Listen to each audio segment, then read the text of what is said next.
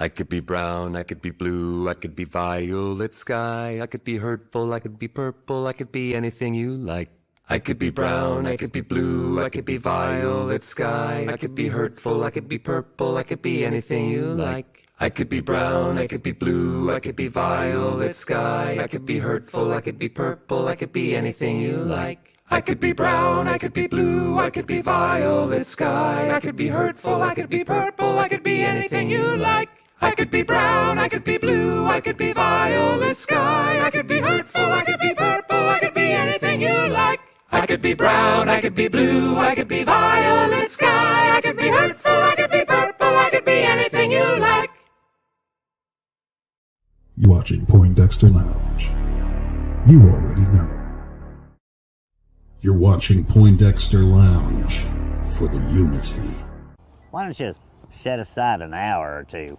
We'll have a few drinks and a cup of coffee. I don't drink. Hi, you're watching Poindexter Lounge. I'm choking on chicken. Hey, you're watching Poindexter. That's great.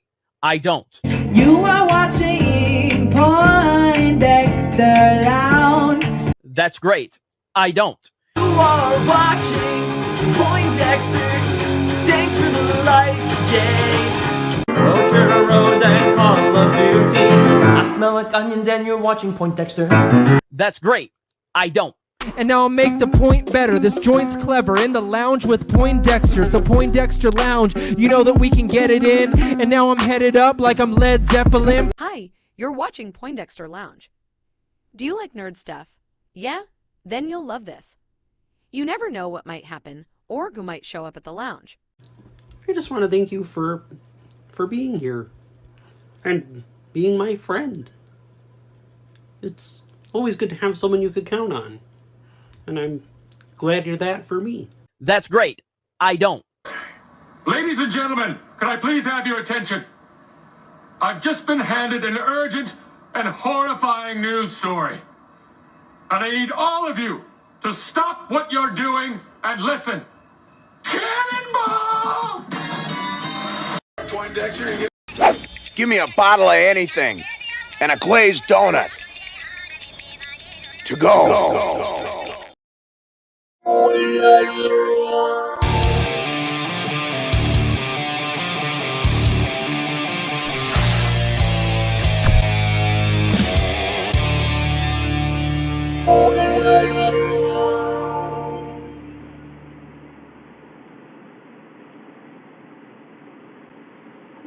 What's up, nerd family? Welcome once again to the Poindexter Lounge. My name is Enosh. It's great to have you with me in the lounge today. Again, on the drive home, it's time for the drive home. It's time to talk about some stuff that we love, possibly some stuff that we don't love. I'm just warning you right now. I know it's been a while. It's been a good while since Enosh had a good rant. And I'm driving, so I have to keep it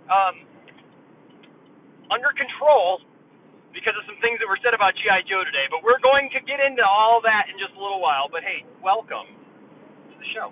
Welcome to the lounge. It's always good to have you guys with me here at the lounge. To be able to talk about the stuff that we love. If this is your first time to the lounge, just know that the Poindexter Lounge is a place for nerds. It's a place where you and me and all of us can get together and talk about all the things that we love. Things like TV shows, movies, games, sci-fi, fantasy, comic books, superheroes, toys, and so much more. And if those things that get you excited, if those things that get you debating and talking with your friends about and all that good stuff, then you know what? You have found the right place. All right, so exactly, Blue Jay. Try not to rage while you're driving. Fortunately, it's all in good fun. But yeah.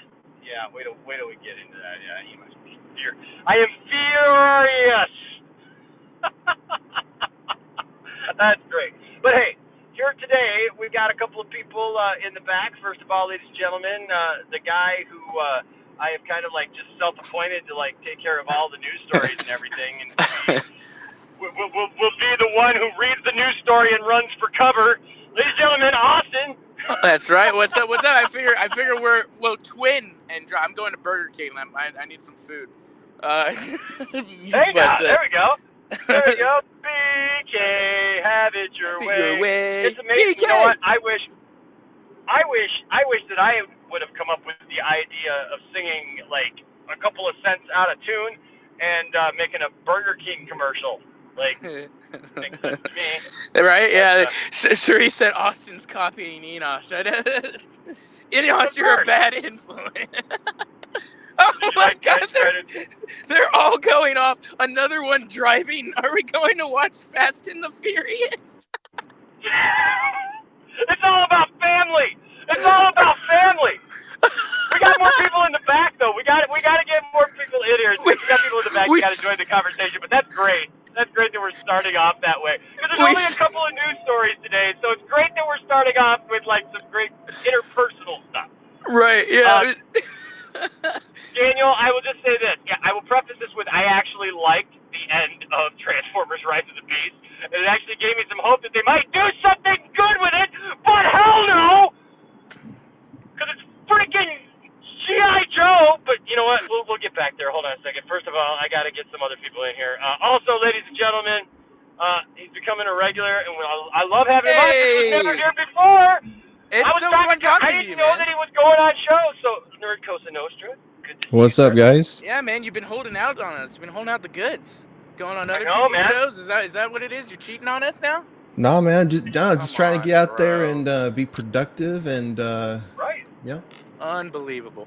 Unacceptable. Right. And then of course we have RJ. What's up, RJ? Hello. Austin, why are you going to the literal worst fast food restaurant in franchise history? Because it's $3.99 for a double cheeseburger and a small fry. That's why. Right. What do you mean? What are you talking about? If you're in a fast food place, there are so many better options that are just as cheap. Oh, well, that's nice, Mr. Luxury. If you want to send me $10, I'll go ahead and take it. But hey, I'm sticking with it. Mate, I've gone on this rant before. Burger King, I swear, I'm not being hyperbolic. Every time I eat Burger King, I get sick. The judgment. I don't know why. Every time I eat there, I get sick. You're eating the wrong things, dude. I'll tell you what. I can't eat at Burger King. Oh! I cannot eat the onion rings at Burger King. Oh, I mean, I can. Jumbo. I can't. But I know. Wait, I'm gonna get to it. But onion rings destroy me from the inside out. Like no one likes being around Enosh when Enosh is eating onion rings from Burger King. The only thing I can eat at Burger King that doesn't make me sick is the chicken fries. I was just gonna say the chicken fries are great. Yeah, that's like the only thing on the menu I like. But hey, can we acknowledge that Jimbo is here? Jimbo! What's good, fellas? What's good? Oh my up, God, man? I missed you, buddy. How are you doing? Jimbo, I got. You know what, man? Okay, you know what, Jimbo? Here's the thing. You know what's gonna happen? So, last year I didn't do this. I started it and I didn't do it last year, obviously. But I'm bringing it back, and that is the Poindexter Lounge Hall of Fame. Oh, Jimbo, you are definitely in the next class of the inductees into the Poindexter Lounge Hall of Fame. You single-handedly, even after William was like, I'm done, I'm going and starting my own channel. Enosh won't give me his channel, so I'm just going to go start my own because I don't know. But, Jimbo, bro, I am thankful for you, man. Like, both you and William, you guys, man, you held it down. You're still putting out content, still on the channel, video game stuff, man. I appreciate it. And I apologize to you on the air for my lack of leadership in this last year of like telling you guys what to do or what you could and couldn't do. I was just basically like, do whatever. But I'm thankful for you, Jimbo. And so Yeah, of course, no problem. It's been fun. So as soon as I get this thing together, give me a minute. But I do plan on doing a Poindexter Lounge Hall of Fame evening and having a few different people that I'm going to be inducting into our Hall of Fame. But Jimbo, you are absolutely on that list, man, because you're a kick butt friend, man, and I appreciate you. Well, I very much appreciate it, and yeah, it's definitely been good. You know, college has been quite a handful, but yeah, it's You're definitely still good. in college, man? Get out of there! What's wrong with you? I'm trying. Graduate, for goodness sake. I'm trying to. You know, I'm almost done. I got finished up Good the for you, semester, man. and then I got another fall semester, and then I'm done. So Nice. we're getting there. We're getting Dude, I there. miss you, Jimbo. Hope you're doing well, man. I'm doing good. Just continuing on the grind and working out some other things as well. Working on some content as well to even be posted here. Just gotta fix some software issues, and then yeah, we'll be golden. Are we gonna add The Rock to the Poindexter Hall of Fame? What's that? Are we gonna add The Rock to the Poindexter Hall of Fame? Oh, The Rock? No. The Rock has no place in the Poindexter Lounge Hall of Fame. The Rock can go kick bricks for all I care. Were you not happy with The Rock beating the crap out of Brock the other night? Brock? Wasn't that Brock Lesnar? Cody. That was It good. looks I like just hate Brock The Rock. Lesnar. He was tossing somebody around. I don't watch wrestling. They're all blonde and Look, buff. it's like I told somebody. Was it today? I think even or yesterday. It was either today or yesterday. Somebody made a comment about my whole rant about what's her name, Lady Gaga, and I said, you know what? They were asking me if it had something to do with like the times that she has gone off on like the Catholic Church or whatever. I was like, no. I mean, I'm not Catholic, but I really don't care about any of that. I mean, there's plenty of celebrities that have gone off on Christianity. They're atheists. They're everything else, and I still like them. I mean, George Carlin's one of my favorite comedians, for God's sake. So yeah, no, I just don't like Lady Gaga. So that's it. Sometimes you just don't like somebody just because, and it's not that big of a deal. It's it's all for fun. Well, and we're not going to like everybody, right? You're not meant to like everybody, and not everyone's going to like you. So, and there's nothing wrong with that. Nobody. I'll tell you what, and the people who don't like me, they make it well known. So, and that's fine with me. I don't care. But I just want to say it's good to have you guys all here. This is a good group of panelists, as it were. So, Yeah. Very, very, very good. I'm just saying. I thought you'd be more positive towards Dwayne. You know, Dwayne's really doing some good work right now. I'm over Dwayne. Dwayne The Rock Johnson is a necessary evil, a means to an end. I'm just hoping in the end. I'm just hoping in the end that Cody is standing above all that nonsense. Whatever. I'll tell you what they did was they probably showed once and for all that The Rock.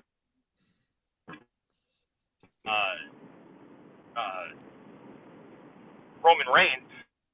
It'd be interesting. You don't see him supporting Cody now. I know that the topic wasn't wrestling, but when it comes to this WrestleMania, I was talking to I can't remember who I was talking to about it. Maybe it was you, RJ. We got 2 weeks. Yeah, I did text you about it. Less than 2 weeks. Less than 2 weeks until this WrestleMania. And there's only 2 matches really that anybody's talking about or cares about, and they all have the same people in them for both nights. And honestly, I'm over The Rock. I'm over all that stuff. Yes, it was good, and I love the fact that they're pushing the envelope. It's questionable though whether or not that's just The Rock pushing the envelope or whether the company itself is moving in a different direction. I would hope that the company itself is moving in a more mature direction. I don't want a resurgence necessarily of the Attitude Era where it's all lowest common denominator stuff. We don't need all that, but it can be a little bit more mature. Do a TV 14 type of maturity. Where it's like you can say things like what Cody said about The Rock getting into a wank fest with his cousin. Like that. That's fine with me, and I love the fact that they showed blood. I love the fact that Cody showed color, especially because that was a great callback to his dad. Because Dusty Rhodes used to always, show color. For those of you who don't know what that means, it means blading, where they actually cut themselves to show blood. And they kind of telegraphed that. That was the one thing about it that I didn't like, because I thought they did a really good job with showing The Rock, just manhandling Cody all over the place. But when they did the color thing, like he threw him into the truck and then backed off, and then the camera just panned over, so it was obvious that they had somebody over there. They took a second to It was cool in the rain though, and it was pretty cool. Like Rock threw him around, and it was it was like some Hobbs and Shaw type. To the atmosphere for sure. Yeah. Yeah. So I'm hoping that that's all where they're going, and I'm hoping that WrestleMania is good. Like I said, right now the only problem that I have with WrestleMania is just the fact that I really don't have much investment into any of the other matches at this point. And it's weird. It's weird to me that they're still setting up matches with less than 2 weeks to go. Like I remember back in the day, man. I was talking to my friend Brian about this. I remember back in the day, man. You got 4 months leading up to WrestleMania because we only had 4 pay-per-views a year, right? So it was like 3 or 4 months that we'd get with lead up, with story. By the time you got to WrestleMania or a pay-per-view, you were so stoked and ready for that match. It was, it was a culmination of all this time that you had invested and talked about it. I remember us as kids, we'd talk about matches, and then even as I got older with the NWO and I would go to work, we'd talk about matches. There just doesn't seem to be that build-up anymore, and I think a lot of it is just we as a society, we have less of an attention span, so apparently 3 months worth of story is too much. Well, I think for this year, it may feel that way this year. I think because of the whole Vince McMahon situation, one, and two, you had 2 companies merge to form a new company, right? He sold the company, formed with UFC, now it's TKO Holding. You have The Rock now that's on the board, who's definitely going to have a lot more say-so on what happens with storylines and things like that, which is why I think we're seeing him inserted in a lot more than he's ever been before since he's been in the movie business. I'm thinking maybe next year it might be more getting back to those roots of 3-4 months leading into a major pay-per-view event. We're going to start setting up these stories so it doesn't feel like it's being rushed, right? I hope so. And maybe The Rock is doing what he's doing to try to divert the focus on the whole Vince McMahon situation. And I mean, how long has it been since we've seen him play the heel? It's been a long time since he's been a heel, and that could have been just part of the plan to say, hey, I'll do this just so we can get a lot more attention on the wrestling than Vince situation. And also with Brock, because I've heard now they've been removing Brock from just about everything WWE related because he's being linked to the situation as well. So I mean, it's working. You're getting, I think, people chatting and talking more about it. I mean, we're talking about it here, right? But yeah, I'm thinking it just happens to be in wrestling than I have been in years, man. Yeah, I think it just happens to be the situation the company's in right now, trying to keep the fire at bay. So yeah, no, I agree. I mean, as someone who watches the weekly TV shows as much as I possibly can, I watch it like 80% of it. I mean, I'm invested in this year's WrestleMania. I think they actually do got some interesting stuff going on. But I can see somebody who's not nearly as engaged to being like, I only really care about 2 things, And like that makes sense because that's where the focus has been. But there's stuff going on with the other stuff that's like interesting. But Well, I will say this too. This story has actually gotten a lot of people interested in wrestling. You know, first of all, it's brought me back because I've been gone for a while. Like I've kept up on certain things, but like I haven't watched and I haven't paid attention, and I definitely wasn't like invested. You know. And the same thing for my boys. My boys have all come back. Well, except for I don't think Logan has, but Isaac and Landon are absolutely like back into wrestling. Like we're all going to watch WrestleMania together, and like the boys are really excited. Plus, CM Punk came back, and to be honest with you, my boys were super huge into CM Punk, and now they're huge into Cody, and they love what's going on with the Roman Reigns angle and stuff like that. And so, you know, it's brought people back. But here's the cool thing. Then you got people like Shayna, for example, right? That Shayna's never been into wrestling. Shayna's never watched wrestling, but yet she has found this whole bloodline storyline to be fascinating. And it's gotten her to the point now where she's watching, and now she's branching out. Because like last night when they had CM Punk come out with what's his name? Drew. What? Was with Drew, right? Yeah, with Drew McIntyre. Yeah. Yeah. So when that happened, like she was interested in that. She watched that whole thing, and so she's starting to get more and more interested in those storylines as well. So I think it's cool, man. Look, I think it's always good. I judge a lot of my like it's kind of weird because there's like times in my life that I can judge by wrestling, right? I was into wrestling when I was a kid, you know, and then by the time I was about 14, I kind of started to get out of it a little bit. But then I would still watch it, but wasn't religiously and didn't watch the pay-per-views necessarily. And then I got out of it for about like 3 or 4 years. When I started my first band at about 17, I didn't watch wrestling for about 4 years. And then when I was about 20, 21 years old, that's when Hulk Hogan went heel and the NWO started. And that got my attention. So I got back into wrestling. And the funny thing is, that's when I started dating Landon's mom. And it's kind of funny because then I went for a while. I was into wrestling for like a long time. And then I got out of wrestling again in the early 2000s. Didn't watch wrestling. I watched a little bit of TNA, but that was about it. And then it was funny because then skip, you know, years down the line, Tiffany and I get together. And as soon as Tiffany and I got together, I swear to God, like, we started watching wrestling again. Like, it was so funny. Like, she watched wrestling when she was a kid. I watched wrestling when I was a kid. We started watching wrestling, and that was around the time that CM Punk and John Cena were feuding, and CM Punk had left with the belt, you know. And so wrestling was a part of my life again. And then, of course, that meant that wrestling was a part of the boys' life because the boys were the ones who really gravitated towards it. And now I think it's funny because I got out of wrestling for a long time and wasn't watching it, you know, regularly. And now, like, I'm in a new relationship. So apparently, every time I get in a new relationship, I rediscover wrestling. I don't know. Did we bring everybody in?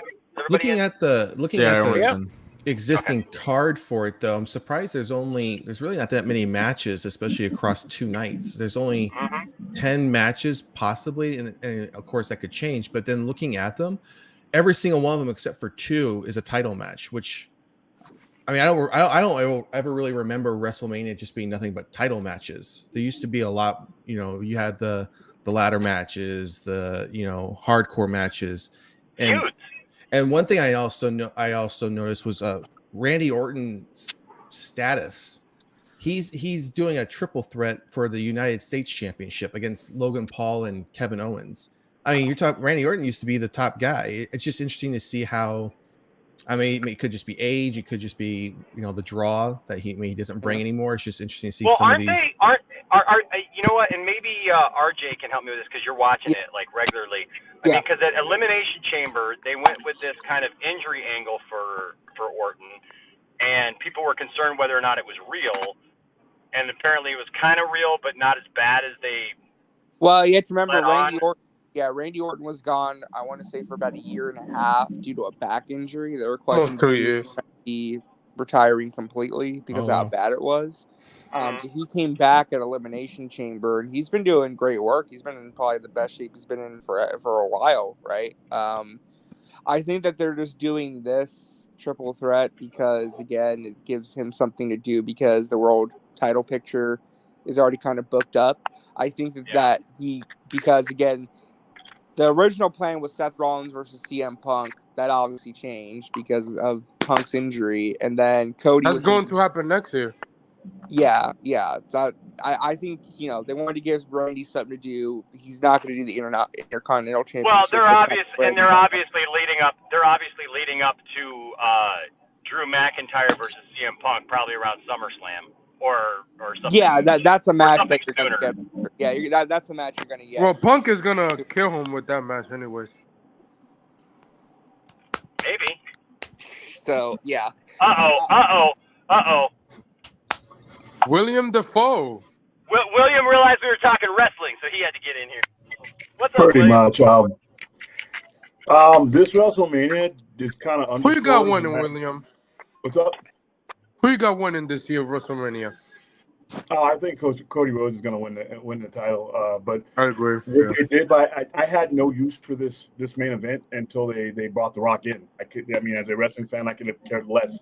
I couldn't have tried to care less about this main event until they brought him in. Because it was poorly handled last year. They blew the ending last year, and then basically, this was not a storyline that had a 2-year, 2 main event mileage on it, unless they did something drastic and dramatic to it. Because on its face, just Cody versus Cody's story, who cares? That was such a letdown last year. Had it ended right last year, it would have been different. But you could feel that there wasn't that kind of momentum going in until they brought in The Rock. But it also underscores how from the height of its product, maybe in the mid to late 90s, it's been a 25-year erosion. The WWE product is just not really a good product, and it hasn't been for most people's lifetime. It has good spots, and it has good talent there. But overall, it just hasn't been a good product, and this kind of highlights what they have to do. They have to reach back into that era to actually make people care about it to that extent. And this is not a 2-day event. I will say this too, though, William. Like, I know that I've been hard on The Rock and everything, and I understand what you're saying. I mean, like, look, The Rock has elevated this storyline for sure. I'm the Rock's biggest hater. So don't get me wrong, because there's people like me who don't like The Rock, and we like to see The Rock in this situation. I'm glad the fact that Rock went heel for this. I was upset. I was upset at first when it appeared that. And I still don't fully I don't believe that this was the plan all along. Whoa. Oh, I do, and it wasn't just about The Rock; it was about Roman Reigns. No, I don't believe that this was the plan all along. That this was that this was what they were going to do, and they had this grand plan. I don't believe that. The WWE fans was toxic. Because I believe that they tried to make something happen, and it didn't work. And they definitely adjusted well. Okay, I think the ultimate goal worked out for them. The ultimate goal was to make Roman Reigns a face. So this has been planned for quite some time.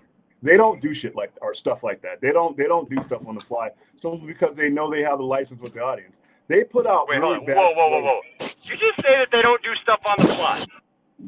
Not like that, with the way you're describing it. Because I don't think it was on the fly. I don't think it was on the fly at all. I think that they had a plan. That they had a plan of where they were going to go, and it did not work. I don't think there's been that much because nobody cared. Nobody cared about The Rock coming back to take on Roman Reigns with no background. I don't know about that. I agree with Enosh. I ain't gonna lie. I don't see that, man. The people on the ground, the people that I talk to, dude, who are into wrestling, they're all about this thing, and nobody wanted to see The Rock. Everybody wants to see The Rock versus Roman down the line, but the way that they were setting it up, just like, well, this is what you're gonna get. No, we just didn't want to see that just to see it, and the way that they set it up was horrible. Like, I'm just telling you, if that was not their plan, I'm just saying, if that was not their plan, and their plan was to do this big thing the whole time, then they sucked at it. They because they don't sit around. The execution was horrible. Well, they are screwing around Hold on. if they're doing what you're saying. Doesn't sit around wondering what Marks think. That's one thing I'll give him. I don't always agree with his decision making, but they don't sit around the table thinking about, wow, I wonder what the Marks are going to think.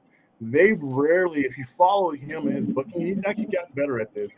He pretty much sticks to his original plan. You can leave right there. And the whole end game, and now that you see it, is to make Roman Reigns a face, because there's more money for him in that. And that's the ultimate thing. If you look at where he's been, been at his best, I mean, whatever you can call that with Roman Reigns, it's been not as a heel, because his bloodline storyline is dragged on too long. It's literally the entire administration. So I think the whole thing was to make him marketable as a face. And like I said, if you follow wrestling close enough, like on a daily and my minute basis, like to the point where I do, it's like, what are you doing? What are you doing? What are you doing? Stay right there. What are you doing? Okay, well, stay over there. You don't just get in somebody else's lane, sir. Thank you. That is, he does. I'm in this lane, and you're not. That's right, one lane. Literally me. My Fast lane, and Furious pre-cut right here. Happening live. Fast and Furious. You're about to get Rogan, the attitude there. You get him. You get him. Jeez, what an idiot. I'm sorry. Yeah, I will, man. This guy literally is pulling like right in front of me, and he just keeps going. He just was like, I'm just going over. We're in this little traffic jam here, and yes, there's some cops up here, but it's like I told him, like, where are you going? What are you doing? You can't just come into my lane. We're like right next to each other. Like, what an idiot. That's a clip. That is a clip right there. That was that'll be a clip now. Yeah. Don't get me started, man. Like, right now is not your time, bro. Okay. And this is great. The whole front end of this guy's car is crashed in. I wonder why. She's like, I'm not that guy right now. The thing is, we haven't even gotten to the G.I. Joe stuff, and he's already getting fired up. Jeez. Okay. Anyways, Dude, sometimes you gotta fight with a random person. I just want does anybody else have anything on wrestling or WrestleMania before we move on? I just had one last quick question for William. Yeah. I guess Enosh, I already asked your opinion about this when I texted you, but it seems like last night they may have teased John Cena and Stone Cold in the background with that production truck. Oh, well, he's the rock stopper. So I'm wondering, could those two get involved on night 2? Like, let's say they're all going to be there. Yeah, they're all. They're going to be there. Cody called them easily. Yeah, I think so too. Unless it's WrestleMania. That's when you dig them out. That's when you put, you Literally can't really teasing wrestle. it last week or so. What do you think he whispered to him? I think he whispered to him, "I'll make you bleed. I'm going to make you bleed tonight." That's what I can make from it. And he did that. He did make him bleed tonight.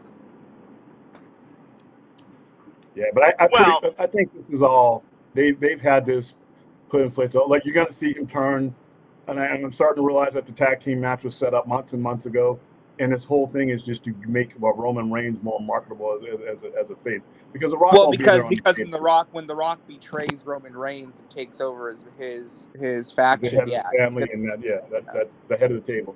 Because if you realize they've been planting the seeds for this, and I remember doing a show about this months ago when The Rock first came out and started dropping certain hints. And this is before because it's about the head of the table, not about the title. It's like, perhaps I'll sit at the head of the table. So they had this scripted out long before.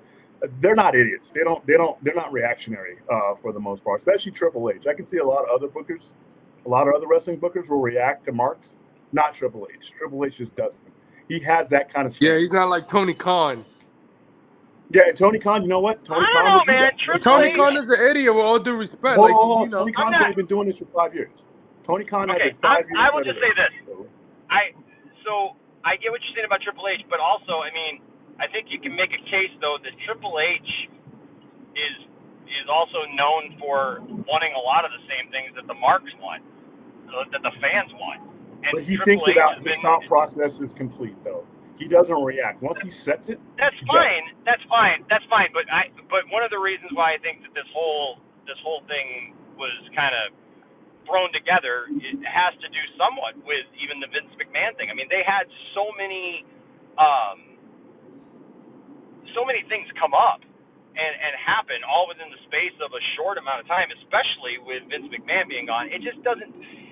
This did not feel like it was just a streamlined thing. That this was the plan from the beginning. But it was the plan from the beginning. Now, how they elevated it and how they propelled it and moved it and accelerated it might have had to do more with the Vince McMahon situation. But this probably was the plan for quite some time.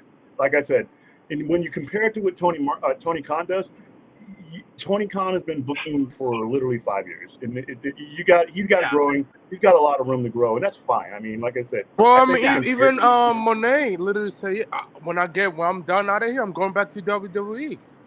Like, she say that. Yeah, I mean, she's not making it a secret that she's going back. Well, I mean, yeah, she's making $13 million. That's what she said. Yeah, she's making $13 million. I mean, that's good for her. I mean, good for her, but she said she's going to come back. Yeah, it's a pit stop for her. She's not staying forever. It's a pit stop. No. She's going to go back. She literally said in the podcast like 3 weeks ago, yeah, I'm getting my money, and I'm coming back. Because you don't know what the situation will be in 3 years in either one of these companies. And if Tony Khan lays down another whatever big check and things aren't going that great in WWE, or if they'll make a decision based on where they're at 3 years from now. So whenever says somebody, well, I'm going to go back to this, I'm going to do this in 3 to 5 years, not that they're lying, but you just got to go with the situation. I mean, she's not a liar. She's like, you know, I mean, I'm good for her. She's making her money. She's like, I'm coming back when I'm finished. So, you know. Yeah, but you know. I mean, I would have loved if she would have stayed in WWE and went to this year WrestleMania versus Ripley. But you know, personally, I doubt it's just whatever. But you'll have to. But that could happen maybe when she come back in 5 years. You know, who knows? I doubt she'll be back in WWE ever again. But that's just. I mean, that's her words. I mean, she could change her mind in 5 years, but you know, hey. That's what people do in 5 years. Well, we'll see. True. That being said, I would. Austin, do you have the thing? I added this at the very last second. I didn't even put the picture on the new thumbnail that I put up. I literally just put words on it. Yeah, I got it. Okay, so apparently they announced it. I remember last year about this live action Thundercats, but now they're saying it's gonna be what's his name's possibly next film. Oh, Adam Wingard's next project could be the Thundercats live action. Oh, one of the worst directors working in Hollywood. Not only is he one of the worst directors, but listen to what he said, and I quote, "Yeah, you've got to stay as true to the source material as possible. That's what people really want." Oh, now he wants to stay true to the source material. Anyways, sorry, that was my little Godzilla rant. Well, that's why I felt that this made sense, because like this is another part of my childhood, right? G.I. Joe and Thundercats. And I just find it really weird that like that is the statement that you got to stay close to the source material. No, duh, Sherlock. No shit, yeah. He goes on to say, well, I think you have to have a little bit of both. You got to take it seriously in the cartoon, even though it was definitely for kids. The characters were in a fair amount of danger. I'm definitely still scared from that one episode where Lion-O's getting wrapped up in the mummy, the rope, and he's in the temple. That really messed me up as a kid. But yeah, I think any good adaptation these days is you've got to stay as true to the source material as possible. Oh, if only you listen to that for God's living. That's what people really want. What was that, Austin? I said, if only he stuck to that with the Godzilla and gone. Stay true to the source material, not make it a bloody mess. But that's what people really want. And, oh, stop it, RJ. I know you said that first movie was fun. It was good. It's trash, and you know it. That's what people really want, and that's sort of our goal. I mean, if you're doing something that's beyond it being a kid's cartoon, obviously you have to raise the stakes. Have you guys not seen The Guest that Adam Wingard directed? That's a really good movie with Dan Stevens. Yes, it's a good movie, but sometimes one filmmakers always have a miss. He's only made. And that's been his Godzilla versus Godzilla Kong versus Kong was a good movie. Come on, the 2021 movie was shit. Stop. No, the only good thing was the fight scenes. That's it. No, it was a good You're next. You're Next, The Guest, are the only two movies I like of his. Other than that, he's just a I very agree. generic yes man director. Yes, he's got Jesus absolutely Christ. no creative vision to him whatsoever. So he's a studio director. That's it. Basically, Yeah. yes, and the worst There we go. kind. Again, it's Godzilla versus. And Kong. and he's doing Face Off too. Oh my god. The studio has demands. What do you expect? He's delivering the movies they want. The They're movie trash. that I mean, Legendary that is doesn't doing. help your They argument. make them Arden. bad though. They're They're still not bad good movies. I don't think it's bad. I mean, again, what did you expect from a giant lizard punching a monkey? I think you made the best movie you could out of that. I guess. I mean, what are we expecting here? Are we expecting? I would rather watch. Well, it's not- I would it's not rather watch necessarily about- 1941, dude, than watch that crap. Well, I will say this: like, it's not necessarily about GVK. Like, I don't think GVK is a horrible film. I think for what they did, it does what it needs to do, okay. and it shows you a giant monkey fighting a lizard, and that's all it needs to do, and it does that. My problem with that movie is King of the Monsters was a great Godzilla film, and they set up so much stuff for that movie. Right? I agree. I liked King of the Monsters, but the vast majority of the audience and the critics did not enjoy that movie. They did not like King of the Monsters. In fact, they were turned off by that movie. Do you remember? I like that one way better than It was Godzilla mainly vs. critics. Kong. Audiences were definitely more into it, but critics were the one that it got a much lower score than. And Well, of course, that was the big brag with the Godzilla movie. Okay. Like, Yeah, but don't you think? I feel like, and this is not to take away from fans of Godzilla, because look, I know that the Godzilla fans are very much, I mean, they're into Godzilla. I mean, just Yeah, like they love the anything else, character. right? Yeah. But I think that like when you're talking about a couple of properties like maybe a Thundercats, and then you're talking about Godzilla, you're talking about with the Godzilla thing. There's so many different versions of Godzilla. As somebody who just is a casual Godzilla fan, like everybody was asking me, "Oh my gosh, have you seen Godzilla -1?" No, because I really don't go out of my way to watch Godzilla movies. Like I watched the Monarch movies, but I did not watch the TV show. And You shouldn't. like it's okay, but I'm not really like big into kaijus and stuff like that. Like there's some things that I really do like, and I'll watch it every once in a while. But like for example, I really liked Cloverfield, right? And I know there's a lot of people who didn't like Cloverfield for whatever reason, but I did. And so I'm not against those movies. I'm just saying like there are tons of different versions of Godzilla. You ask the average person on the street who doesn't know all the ins and outs of Godzilla, you just ask them like, what's a Godzilla movie? They got one thing in their mind. Yeah, there's some weird stuff that happens. You got the Matthew Broderick movie that like, deters and stuff, and well, that's different. But like a lot of people still equate Godzilla with, the old man in suit, movies, and miniatures and stuff. And so there's so many different things. I think you can get away with that more by saying, hey, well, this is this version of Godzilla, and that. I mean, because a lot of people, honestly, with this, I mean, there's been what 3 different Godzilla like properties this year alone, right? Isn't that right? That's right. You're trying to like. I personally think that people are really like. I heard -1 is great, but I feel like people are really spoiled by that movie because of how great it is, and they just look at Godzilla vs. Kong and they just like, man, I don't want to watch this shit. I was like, there are 2 different kinds of movies and for different audiences. Like, I don't know. I mean, It's always been the character, since the dawn of time. He's always had his iterations of dark and light. America. I don't think a lot of people understand that. Yeah. Well, and that's it. Like, I'm not deep into Godzilla. I know that there are different versions, and I know that there are different things that people love about Godzilla, right? So, but at the same time, like, there's not so many different versions of something like Thundercats, right? No. So, like, for somebody to say, well, like he did a Godzilla movie, but it didn't stay close to the source material. I didn't see his Godzilla thing. I don't know what I mean. Like when you say that, Austin, what do you mean by that? I don't know. I am of the mindset that for Godzilla. It got to a point where, like, I get where he was going, and I get what he was homaging. He was homaging, like, a certain era and all of that, the very cheesy, all that type of stuff.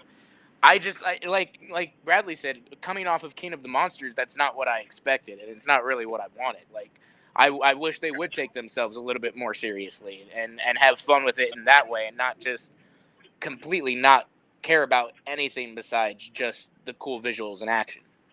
Yeah. So I guess the question into the panel, I think, then is, what would you want to see in a Thundercats movie, in a live-action Thundercats movie? I'll raise my hand first.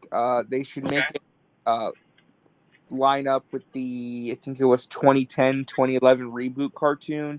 That was the perfect modernization of that story. I felt it took itself seriously. He won't do that. It struck the right tone.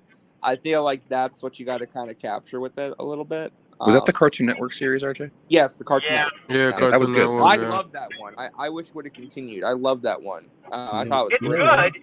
It's good, but I don't know that that's what people will recognize, though. Well, yeah, you know what I personally would like. I mean, I know. It's just kind of like how would I do a Thundercats? Personally, I would have to be animated than live action, because I know people like people say live action. So do hybrid. Live action Thundercats, but it's still, you have people in. It's still gonna be CG everywhere, so it's technically animated. They're gonna pull a Cats the Musical in CGI. Yeah, it'll be like just like that kind of like. But hold on. But what's the point of doing an animated movie? I don't see a point of doing an animated Thundercats film. Like, just throw it on Cartoon Network then. I mean, that's nothing special. What are you talking about? It'll look great, like, on a big screen. Like, it doesn't, like people only want just like big live action CG monstrosities on a big screen of cat people and stuff. Like, I don't know. It doesn't sound. I think that's because like we've already seen it in animation. We've already seen different iterations of it in animation. Like, the natural progression is, if you're going to do it on that kind of scale. I mean, this is just me talking.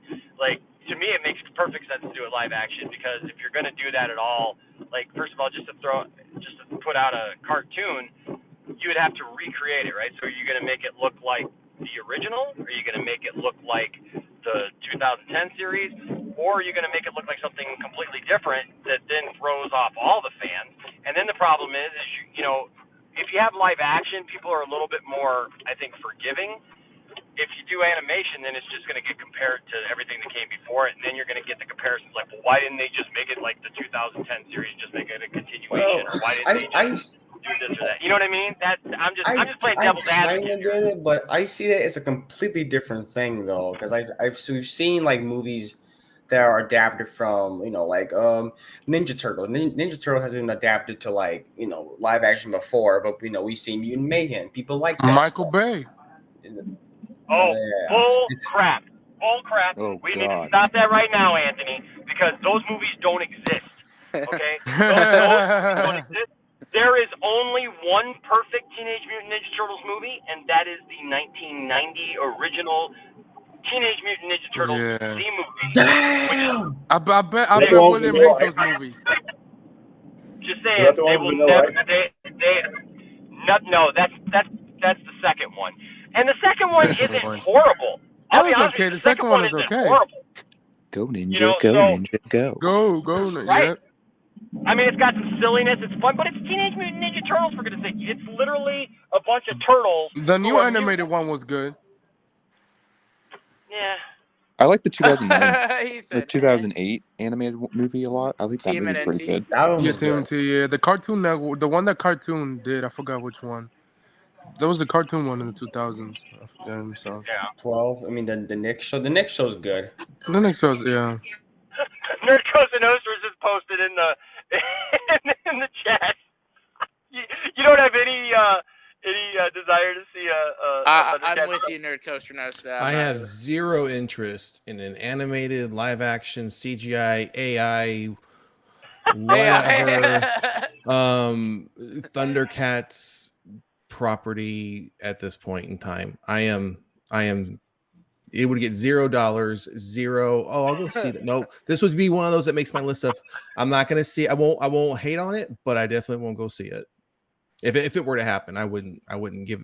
No, I'm good. I mean, I don't know how you could do it live action Thundercats. Sure. I mean, if it's the same as the Sonic's movie, sure. But like, is it going to be a CGI hybrid? It's going to be a live action. You know what? It's going to be a Cats the musical, but with action. I know. You know what? I will say this: if they do a Thundercats, they should go with the Aquaman route. Just have it just be like Aquaman, the first one. How go full blown crazy and adventurous. See, that's the part I'm scared of when you say you're doing Thundercats in live action. Is it going to be like makeup, or are you going to do CGI mocap? Because we already had cats, and I don't want to see cats. I think the best route is to go the James Cameron route and just have them all be mocap. Well, he's not James Cameron. Yeah, but that movie will have to cost like $350 and you million. need to spend like 5 years doing the CG. Right. Yeah, but can we just like though say we all know, right? That, I mean, they're not going to make it like Cats. I mean, come on. No. I don't know. Look, I get it. It's funny. I get it. It's funny. It's funny. I get it. It's funny. But I wouldn't be surprised. I mean, what I would was love so to see, long I would ago. love to see. Look, what I would love to see is them actually realize that universe where you have Thundercats, and then later you're able to bring in Silverhawks, and then what was the there was another one that was supposed to be in there. Yeah, I know. I get it, Sheree. Yeah, like I can't say for sure that they wouldn't, but I would love to see. I would love to see a mix of prosthetics along with. I don't want it to be A overly. prosthetic and mocap. Tiger Yeah. sharks. That's what it was. Tiger sharks. Yeah, tiger sharks. So like I would. Thank you, Daryl. I would love it. I would love to see it if it's done well. Same thing though. I want to see a live action Voltron because I'm sick of watching all this other BS stuff that copies Voltron all the time, and stuff. And like make me a Voltron movie, man, live action. That's what I want to see. And He-Man. I want to see these things. We can do these things. You are getting He-Man by the guy who did I forgot what Transformer movie. I'll Travis believe Knight. it when I see it. Yeah. I mean, I would have loved if Kevin Smith directed that movie because he did great with the animated show. Yeah, but you know that's- Kevin Smith, he doesn't. He's like I don't want to do because the studio will ask for something and I don't want to do that. Well, and I he's completely never handled a budget like that. Yeah. Battletoads. I mean, Rhea, you never know. Rhea, you're awesome. Shit. Rhea, you're awesome. Battletoads right there. Can I just say, like, if they ever make a Battletoads movie, there just has to be like a full 5 minute. Who owns the rights to that? Of just that little racer that like is like super hard to get past that level where it's just like super fast and everything. I remember getting stuck on that. I've got Battletoads inside. I could literally go hook it up right now and like play Battletoads. Like that's all. I'm actually thinking about doing a show where I just play Nintendo games and talk. Like, but Alan Richardson for He-Man. He has the charisma. He has the talent. Yeah, he has it. Yeah. And he works for Amazon, and he does amazing Jack Reacher, way better than Tom Cruise ever did. So yeah. What? Look, Tom Cruise was great. Have you never watched the first three seasons? The 3 seasons of the show is closer to the book. On Tom Cruise? Tom Cruise was good. I have every Tom Cruise movie you could ever think of. He's a good actor. It's just that he wasn't great for the role, bro. No TC. TC needs to go. TC, TGM. Oh god. Yeah. Tom Cruise sucks. So to comment on the Voltron thing, as I mentioned to the chat, Amazon's owned those rights for that live action film for over almost 2 years now. It's just something that they can't seem to get going because they won those rights because Warner Brothers and Universal were also trying to get the rights to do a film, but Amazon paid more for it. But they just can't get it. They just can't get it going. It seems like a Barbie situation when we were talking about Barbie for the last 10 years and it finally got made. I hear you. Like, I mean, I'm just saying, as far as where it currently sits, they've been wanting to do it. They just can't seem to get it off the ground and going, even though they own the rights to do it. Amazon has like deep pockets at this point, so they can really spend the money. Yeah, they bought MGM for like $8 But see, billion. here's the Like, thing, yeah, though. they Here's the own thing, though. everything. They got But the thing about that is, though. But the thing about that is, yeah, money is money, right? And that's fine. But like, you got to still have a story, and you still got That's to have a have good a film, director story and everything. right? You got to be able to put those things together, and kind of like, you know, what was just said. That's the whole point, right? Is that, yeah, they've got it. Amazon has it, but you also got to know what to do with it. And just because you have money and deep pockets does not a movie make. True. You got to put those things together. You know, the stars still have to align, you know, to have all those things come together. So I think eventually we'll get a He-Man movie. My biggest concern about all these properties is a lot of them have been in development hell for decades. He-Man has been thrown around for how long? 2010, since the 2010s, yeah. Right? And so the thing is I, as much as I would love to see him, what I just hope is that we don't get some crappy, you know, script that's thrown together because they just look at it as some low budget thing that they're just going to try to cash in on it. Like, please don't do that. If you're going to make a He-Man or Masters of the Universe, if you're going to make Thundercats, if you're going to make you know, any one of these shows that were, you know, cartoons when kids were younger, don't just throw out, you know, crap. You know, like, I would rather see them not get made at all than to have to watch a Thundercat movie that was just cobbled together, you know, and just thrown together willy-nilly just to make a Thundercats movie because we've got the rights, right? You know, like, Yeah, at this point, let's reboot The Mask. No, I'm playing. Don't do it. I mean, you could do another Mask movie without Jim Carrey. It just have to be accurate as hell, like the first one. If they do Mask, it should be rebooting, I think if they do The Mask again, they'll end up doing it more accurate to the book. Yeah, I mean, the books are dark as hell. Like, they're dark. Yeah. William, you have the books? Yeah, the book is violent, but here's the thing, though. I don't recommend them ever trying that again because when they released the Max when it came out, they got really lucky with the Max. They got it was a huge hit back then. Jim Carrey at his height. Cameron Diaz was the it girl. Mm-hmm. And a lot of people, studios were looking for obscure comic book IPs because they were cheaper. a little bit. They were cheaper. This day and era, that's not the mission. So I don't know if the Max. I mean, you're gonna find the same thing with the Crow too. I mean, I think the Crow's gonna suffer. The Crow's is ass too. Yeah. I would recommend if somebody came in and said, "Hey, if I was in the studio, we got an idea for the Max," I'm like, I just send them back because they come back with something else.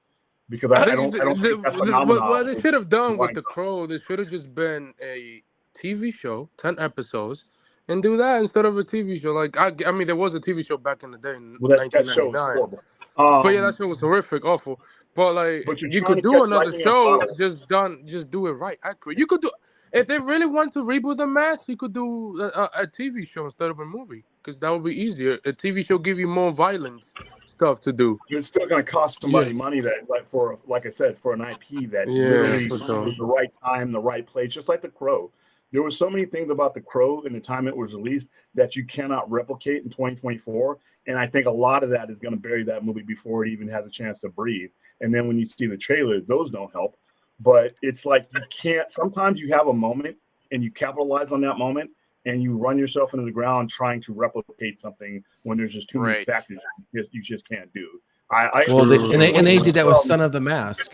They tried doing that with Son of the Mask. Oh, we don't talk about that movie. Oh yeah, I remember that movie. Whether we want to talk about it or not, if they really wanted a sequel to The Mask, that was horrible. I mean, without Jim Carrey, if you don't have Jim Carrey, he's gonna bomb at the box office. I think that's what William is also saying is part of what he's saying as well. Yeah. Right. So it was a. Well, there's only one mask. There's only one mask. That's the James Cameron one. Yeah. There's only one mask that I care about. That I would want to see. I don't want to see any more of Jim Carrey as the Mask or any more in that thing of the Mask. I was not. Also, I was not a fan of that one. But But also, I tell you a funny little story. When I was a kid, I was really into the toys mask, right? And I loved that You show. still have And them? oh yeah, I still got a ton of mask stuff, man. I've got Boulder Hill. I got the headquarters. I got all the major ones. What's that? I got the headquarters where the boulder pops off and the 2 laser guns come out. Yeah, so I got Boulder Hill Station or whatever it's called a while back, and I got a bunch of mask toys still. But it's funny because I remember being a kid and somebody asked me what I wanted for my birthday, and it was a family member, and I told them, I said I'm really into mask toys, and they're like, and they're like mask, and I'm like, yeah, it's a cartoon or whatever, and they're like, you mean like the movie? And I'm like, yeah, well, no, not like the movie, like the cartoon. And they're like, so like the Cher movie? And I'm like, and I had never seen Mask, the Rocky Dennis story, right? Right, At that right. point, because I was a kid. And so like the next year, I actually ended up watching that. And I'm like, who in their right mind would think that like some 12, 13-year-old boy is like into action figures from the Rocky Dennis story? Like, that's just weird. But yeah, so like they were all set and ready to buy me like Mask action figures from the Cher movie. Now I kind of want action figures from the Cher movie. I want a Rocky Dennis action figure now. I'm also curious, and this is not a statement, this is a question, because a lot of these older IPs that are like from our childhood, not all of them, it sounds good for you and me to say, damn, Thundercats movie, let's do Jason the World War, let's do all this stuff. But I'm thinking there's not any amount of money that would justify them, because you think of a thing like Mario Brothers, or if it's a generational icon thing that has been kept up over the decades, like some of these have been kept up over the decades, some of them haven't. When's the last time you heard anything relevant on that level of Thundercats? I would pass on that, financially, because it's just not, like I say, it sounds good to me, but the median audience is like going to be like, Thunder what? And even if they know of it, do they know of it? Yeah, do they know of it to the point where they peel out $14-15 a head to go see it? I don't know if that's the case. That's just That's a great point. That's a great point, William, because there are a lot of things like that I feel like you said, we would enjoy just because of the stuff that we loved as a kid, but it's not something that the general public would love. It's not something that they would even understand or get, and you don't have to make a movie out of everything, and you don't have to bring back IP. Like William, I absolutely understand what you're saying right there, man. I mean, they're talking about bringing back RoboCop. I mean, Amazon is talking about bringing back RoboCop. I don't know. Here's the thing. But that's the point, Anthony. That's the point, Anthony. Is like they're talking about bringing back. They can talk about bringing back anything.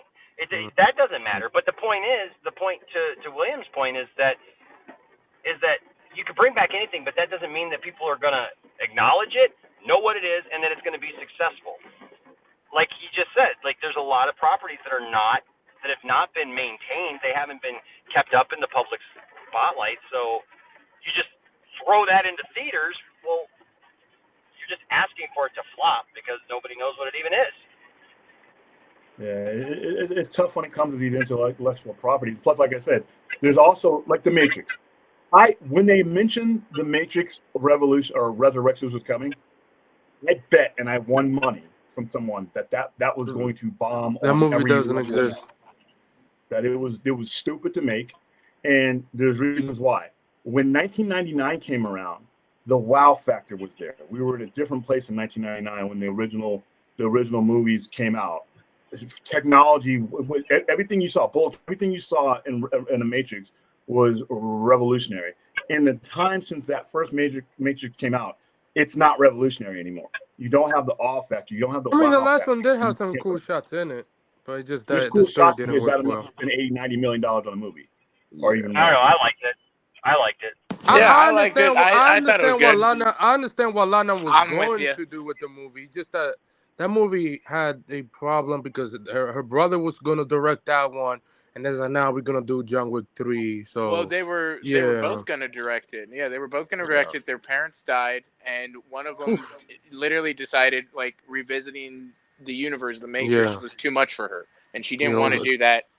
and the other one did it because that's how she handled the grief of her father. And I'm sorry, but Resurrection was dog shit. I know. I love it. GoBots movie. I loved it. I don't like that. There's some great, like the action in the last one was good. It's just the story just was okay. It was okay. It was average. It's not. Yeah, I it's didn't not think the bad. story was like. Every aspect of the movie. It was average. It's been Yeah, done. like the Been beautiful done by everybody on top in of 25 everything. years. Yeah. I mean, You know what? it got a ton of views on HBO. I still call it HBO Yeah, until this day. well, That's you one of mitigate the risk dumbest factor. name changes ever. No, So, hold on. yeah. I should go with Daniel Martin's comment. They should make a GoBots movie. I don't know how you could do that. Sure, you. I I don't mean, you think could do it. Transformers will You do could it. do it. I They mean, it already will. did I it. mean, the younger kids will love it probably. You know what? I would love to see a resurgence of GoBots. In some Who way. owns the I'm not rights saying. to that? I'm not saying make a movie. Tonka. Tonka. Oh, yeah. I want the day where a Transformers movie and a GoBots movie comes out the exact same day. Oh my God, Double that'll be feature the. of Hey, all you time. might. Hey, you might mix the audience and think they did the same shit. That's hey, I want to see both. That would be the day of the You day know how of many the jobs it century. would cost? Oh yeah, you would lose a ton of jobs. Yeah, both flop at the So box many office people and get make fired any over money. that. But yeah, it's just a matter of you even like John Wick. Take the revolutionary movies right now that are doing new and awe-inspiring things. In 15 to 20 years, they are going to inspire their own demise because other people are going to do these things, and it's not going to become the new thing anymore. Once something doesn't stand out in some cases, it is happening. In some cases, Wait, hold on. Hasbro owns it now? Yeah, Hasbro bought it back in the mid 80s, early 90s. Did they? Consolidated. Yeah. Yeah, if you watch the Toys That Built America, it lays out that whole thing. But yeah, some of the stuff is just not. You got to realize and enjoy it for when it came out. It's not 1995 anymore. It's not 1994 anymore. It's not 2002 anymore. And you just have to look around at 2024 and see what works in our era, and not everything does. You know? No, it's not 1991 either. That too. That doesn't mean these movies are bad. It just means they had their time and place. Like Red Dawn. When you try to take Red Dawn as a Cold War setting, it hurts it because that's what it was. You take the D&E of what it was. And some of these movies that you're trying to rehash. Real quick question. Real quick question before we go on to Johnny Depp. If that's the case, No, I'm playing. well, we're talking about anyways. We were talking about this last week about X-Men, right? Mm-hmm. Is it going to hurt that story at all? Given the fact that you really can't do the whole Holocaust angle anymore with Charles and Magneto. Yeah. I mean, like I said, we talked. You're gonna have to find an emotional equivalent. Whoa! One person at a time because everybody's talking. Are you okay? Depends on when they start the story. If they start the story with the original, then you could do it. If they modernize it, like with Giancarlo Esposito, I mean, listen, you could retrofit that because people of color have been through a lot. Like, I know it on personal, I've heard around that if you're a little bit darker, you might have some issues with mass killing, all kinds of issues. Just gut feeling I have. I think you could line that up and realign that, and I think that would work because the modern society is closer to the kind of civil rights era and stuff that's gone on the last 30 years and going on now than they are to the Holocaust. Not demeaning and saying the Holocaust is any less of a atrocity. But even then, though, you're talking about characters though that would be they would have to be 70s and 80s. Right. Well, if you're doing just what black folks are going on now, you could be 30 or 40. You don't have to be because it's not just something that it's a civil rights era. It was polarized in the 60s. But you would probably wait. You need to center that though. I would just say you probably need to center that though around Martin Luther King and all that type of stuff would probably be the most we can go. likely. Okay, I got a story. But that's fine. You're still in your 60s or 70s. I mean, that's not that big. You are range, but you could look around the world. You could look and see and go into the continent itself and seeing all the things that's going on there. In the same way Genosha was to Magneto, Rwanda, the Sudan. I mean, there's a lot of things. It just depends on how they would write want to write the story. It's all, you know. They could do that, but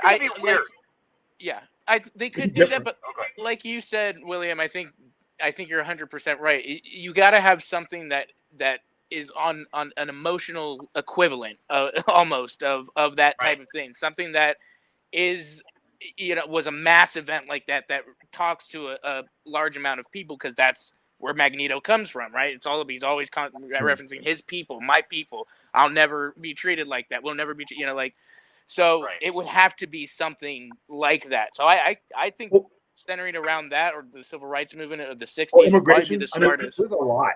There's a lot you could do. In today's era, you could be a little bit more ambiguous. Whereas with Holocaust, it was Jewish people and European Jews. Now it could be more metaphorical, because you're talking about immigration, people being moved from one place to another. Where do my people go? Where are my people? What are my people? And when I say my people, it doesn't have to be a race at this point. It's disenfranchised people of color all around the world. If you watch this, all you got to do is watch 15 minutes of CNN. Look what's going on in the Congo. Look what's going on in the Sudan. Look what's going on in America. Look what's going on southern border, things like that. You could pretty much make it ambiguous to the point where people who don't look like a certain way are being moved around by force, victimized, and disenfranchised. So you could make it, and that speaks more to a modern audience than one particular race. Because, like I said, black folks aren't the only people that bring disenfranchised, like it was back in the 50s and 50s, So the script, I think, will be important, but it is doable, though. It is very doable. Oh, yeah. Yeah. That was just a question. But, speaking of reboots, man, so apparently now the Pirates of the Caribbean movie is a complete reboot. They're absolutely going for it. They're going all in. They're doing two. Yeah. I mean, from what I understand, what Jerry, Jerry's the person that made those movies. He made every Hollywood movie you could ever think of. I mean, it doesn't say which one, because they're doing two. They're doing the Margot Robbie one, and then no, they're not. The last they're not doing the Margot Robbie one. No, he Not even literally said Margot that last could year that he's redeem doing. that. So He literally said that he's doing the Margot Robbie one last year. Well, unless something changed, that's him. Recently, he had an interview, and he talked about they're going to do a reboot with. He was talking to Brandon Davis. They're going to do a complete reboot, but I wouldn't put that past it's when they say reboots. It's kind of a different definition. I think it's a focus on new characters and a different place and stuff. I think Jack Sparrow, it will still be like the Jack Sparrow universe. They are not going to close the door on Johnny Depp coming back as Jack Sparrow. They're going to leave that door open. And which I think they need to explain that thing. I hear a lot of people just saying reboot. Yeah, I think they need to explain that. That's what it says. From what I heard, the story says. It's new characters. New, Ayo Ebiderby is in contention for the lead, but it's supposed to be in the same universe. Focusing on a different character, different. If it's a continuation without Jack Sparrow, you may as well go ahead and open up the casket for it right now and just toss it in. Hold on. There's no way that they could just possibly recast though. That's I mean that's recast. It's soon. I don't think you could. I don't even think it's too soon. I think that it's just all the movies are. I mean that's he's like I don't even know how to maybe even consider that. Not even Matt Nicholson either. No, bro. Oh God. If lazy and stupid, bang, reboot is the resulting child. And here's one of the cases where the child is going to be ugly. It's going to be ugly and born all crazy looking, because this is just a bad idea. The amount of time and money you're going to spend into doing this, just come out with a new idea. I mean, this is a lot of effort for something that is going to try. You're asking Hollywood to come up with a you're talking about idea? Jerry? Come on, Jerry. Hold on. Not even asking Hollywood. You're asking Disney to come up with new ideas. Like they totally haven't redid a lot of their classic stories in live action. Right.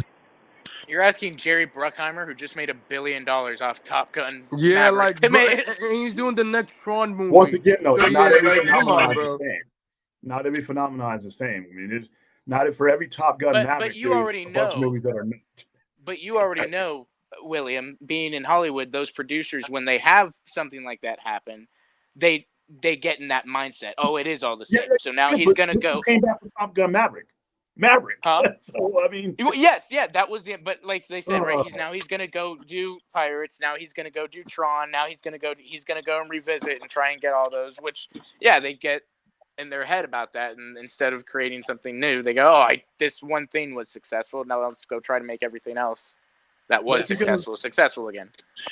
I'm wondering Yeah. if Johnny Depp's Jack Sparrow was so much the heart of what made these things what they are. Is that something I want to invest hundreds In of the millions of first dollars? movie, he wasn't. In the second one, third one, yes.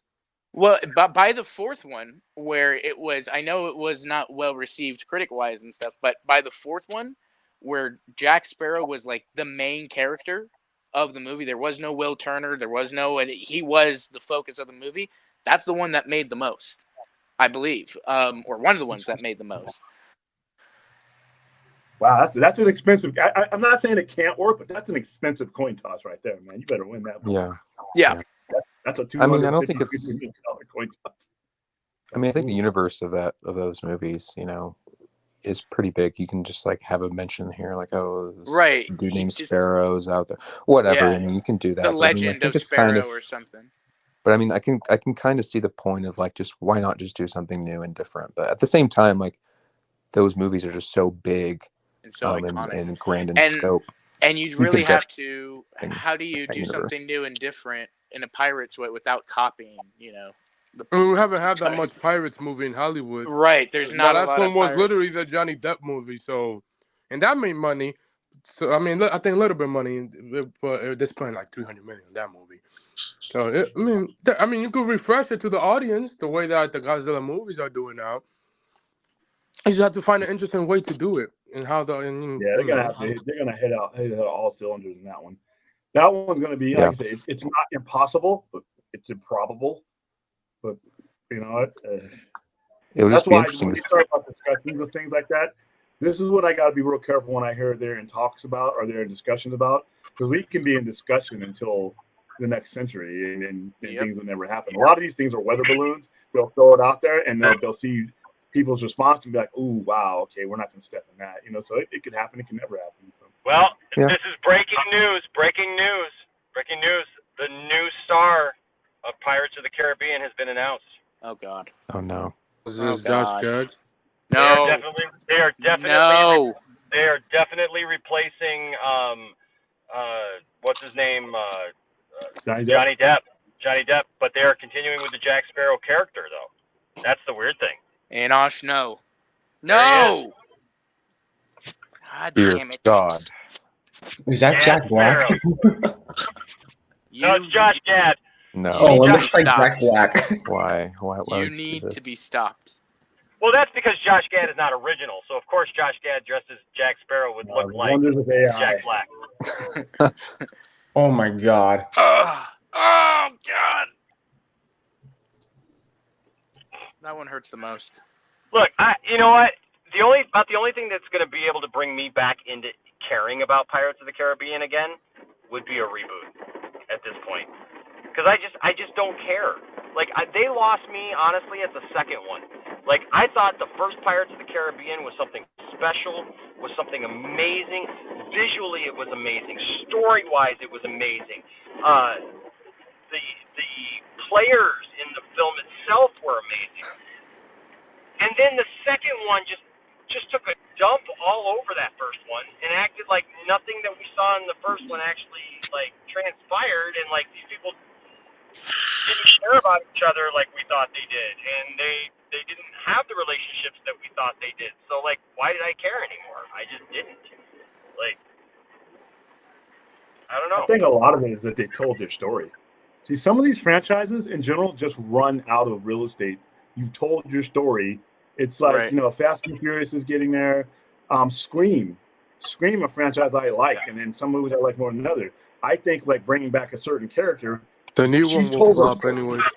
She told her story. Her story kind of like concluded for me, and now you're just running it out there just to do something. See, I'm all for sequels and franchises as long as you have the story to tell to cover the real estate that you're trying to do. If you're just going to try to do it, just to try to get a number and just get a flashy name for me, then you're going to run into problems. But I think that there comes a point where these franchises, especially a popular fan, have told their story. They've stayed their welcome, and maybe 10, 15 years from down the line, when there's a generational gap and an appreciation for that gap. But right now, it's just, you save more money because some of these movies will not get you the kind of return you want. And you what do you have to lose by trying something brand new? You got talented people in there making a lot of money. I know the franchise model is there. Yes, continue the franchise as long as there's something there. But at some point, like Ghostbusters, I think Ghostbusters has exhausted its stay. Yeah. I think it's at Well, the best. 2016 one doesn't exist. Well, I haven't seen the new one, so I haven't seen the new one. Well, the new one opened bigger than the last one, so we'll see Yeah, how but then it has the B minus $200 million movie. Hold on. So I haven't seen the new one yet, but I want to. I absolutely loved Afterlife. But they've got a whole. I mean, we're going to see a whole lot more of Ghostbusters because now they've got a writers room for Ghostbusters alone. They've got a whole like thing dedicated only to Ghostbusters, to making Ghostbusters stuff. I mean, they got an animated series apparently that they're working on For Netflix. We'll definitely get more movies. I think to your point, William. Now I haven't seen this new one, but I know what the story revolves around, and we see that, that it's, them, it's basically we're seeing every ghost or whatever, that they've ever captured or whatever. Afterlife leaned on nostalgia, and it did it well. I loved it. It introduced new characters, yet brought back an old character, and I thought that was really good. I have yet to see this one, but apparently this one also, though, has very much a nostalgic play to it that, that it brings back these other ghosts and stuff like that. I think that if Ghostbusters is going to survive, Ghostbusters has to come up with something new. Ghostbusters, I'll be honest with you. I mean, maybe it's played out a little bit now because it's not as popular as it was. But I mean, we had a time where, paranormal shows were all the rage, and people going into houses and stuff. Wouldn't it be cool to see like the Ghostbusters taking on some of these fake, ghost adventurers and stuff like that, and like having some characters like that, maybe trying to, get in on their action or something. But they got to do something. They got to have new characters. They've got to have a new villain. They've got to have new ghosts, because otherwise we can't just look at Slimer again. We can't just look at Gozer. We got to have new ghosts if they're going to go forward with it. And new things that don't just center around the same basic idea. That the whole world's going to end if we don't stop this ghost from doing this. Yeah. I mean, I don't know how. Does that make sense? Because I'm not crapping on it, because I loved it. I loved Afterlife, man, and I am actually really the only reason I haven't seen Ghostbusters yet is because Shayna and I have not been able to. We've been so busy over this last weekend that we weren't able to do it. She's right now with the kids. She's watching Dune 2, so You want to watch? Now, Fourth 1000 says that they had a new ghost in this new Ghostbusters. Well, that's good. But I mean, at some point they're going to have to do something though that just relies on that. You know what I mean? I don't know.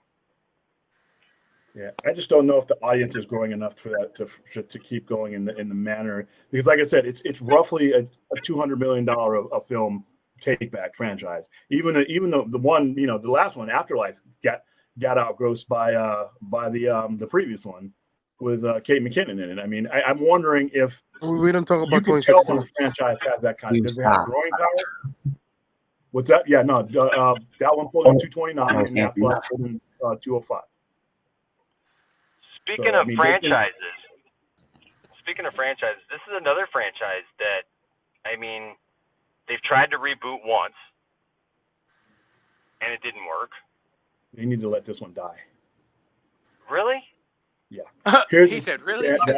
That and Friday. This is coming from a horror fan. That and Friday the 13th. So Tony Chappie D9 Neil Blomkamp fan here with a $4.99 super chat. Thank you, sir. Says, why can't we get another Nightmare on Elm Street movie? Right. And are they that scared of recasting Freddy? They are. It's not just recasting Freddy. It's once again the time and place. You got your lightning in a bottle, and now you're running around for the next 30 years with your jar trying to catch more lightning.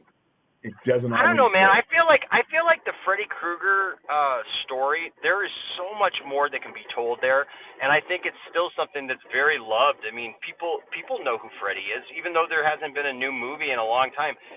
Freddy is still very much in the public mind because he's Freddy. considered a monster. I get that, but if they were able to write a good film that made sense, like honestly. The reboot wasn't that bad. The problem it was the great. makeup. Jackie Earle Haley was great. Yeah, well, yeah, and they picked the right guy. I mean, Jackie Earle Haley was a great idea for it, but the makeup was bad, and the third act really suffered because they really tried doing that bait and switch thing to make you think that Freddy was innocent, and and then I mean it was a cool idea, but like there was just a lot in the third act that really just didn't work. But I would love to see them. You may as well go ahead and make a different movie then, because so much of what Freddy was what Robert Englund made him. That wasn't an adaptation. That he was part of that creation. So much of what he is and is recognized. In order to make the movie you're talking about, they should do another one with him. I would go see that movie. I would go see the movie you're talking about. But you're literally changing the character into something else. You may as well keep going and make that something else and not be tethered by a iconic one, because like I said, that is Freddy Krueger for a lot of people. And that movie wasn't bad enough to fail like it did when it came out, but it wasn't the recognizable IP. Once you establish an IP like that and it's a recognizable IP, when you adapt that recognition, it has to be recognizable IP, or it's gonna hurt you financially. So I would go see the movie you're talking about. But if you're going to associate it with Freddy Krueger, now you're tethering yourself to something that you're changing. You're basically making a new character. It's just. And I don't see anyone coming in to play Freddy not having to live up to that type of performance. Like, you can't be the character that Freddy is in those movies without trying to be Robert Englund. Like, you can't. I mean, you can try to put your own identity to it, and they can try to make it more. Then you're not him. Dark. See, you could, but you're not him. Yeah. Well, I mean, you could make another one with him. And just have him. I mean, he say he wants to do it. He's old. It's gonna have to be he says he wants to do it. More years now. It's almost 40 years. Actually, it is 40 years. Well, I mean, obviously, it would be a stunt double doing all the work and stuff like that. But like close-up shots, it will be him. Bring back. Oh, the guy from Watchmen. Yeah. No. Robert. No. I'm sorry, man. I would go watch another film with Robert Englund. Robert Englund. Yeah. In a heartbeat. I mean, he wants to do it. I don't know why they haven't do it. If they announce tomorrow a new Nightmare on Elm Street movie with Robert Englund, sign me up. I'm there. I don't even question it. There's nothing about it that I even question. Nothing. Because I know that he's older, but the thing is the physicality of it, like frozen. Oh, he froze. Oh, he froze, Enosh. The Sikadata.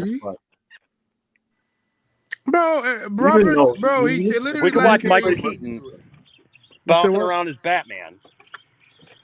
Same thing can happen with Robert Englund. So.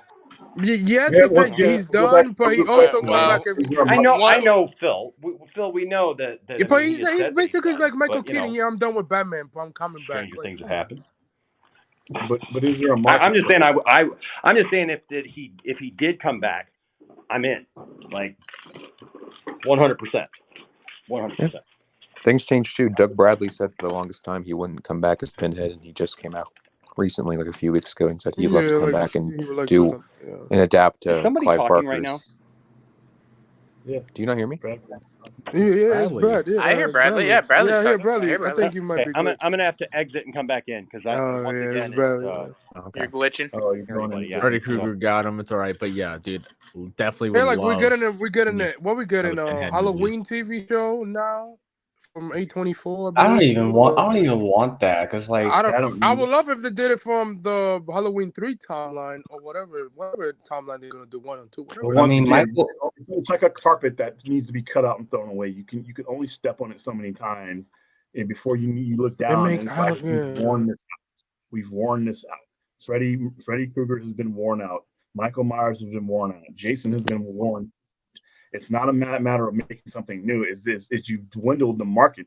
Even at the height of Freddy, when they did these last movies, they weren't drawing as much as the ones that were previous, and that's with some of these same people in them. Like I said, you can only exhaust something to the point where you killed that goose. You've not only killed the golden goose, you burnt him, you cut up the body, you've thrown him into the river. He's dead. It's time for a new bird. You know. Oh yeah, we getting Friday the 13th TV show on Peacock. We don't need Friday the 13th. Well, we getting a TV show, so you know, put Friday the 13th in the time capsule and not unlock that bad boy for another 15 or 20 years.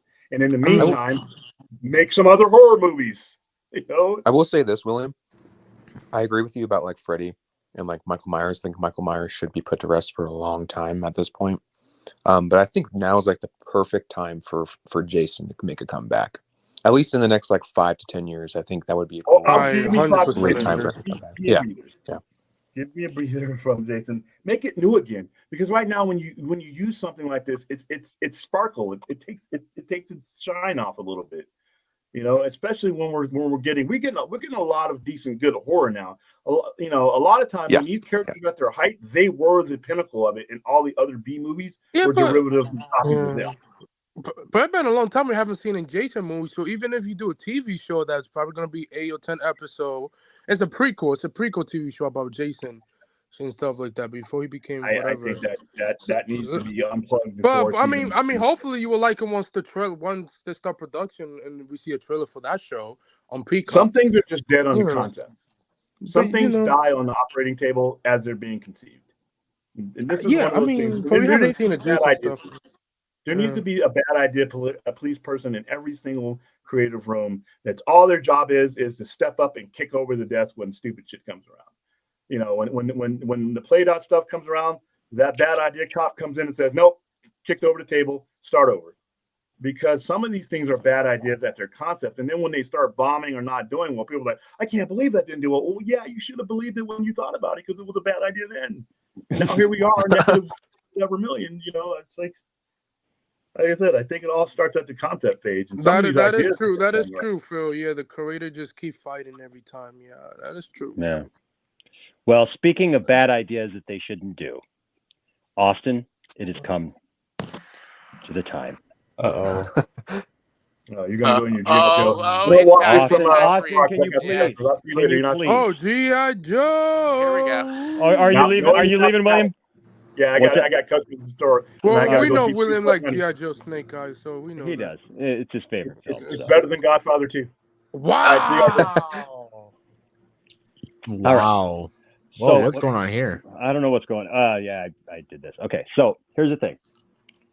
We're going to let Austin read this, and then I would like you all to chime in, and then I will give my feelings. All right.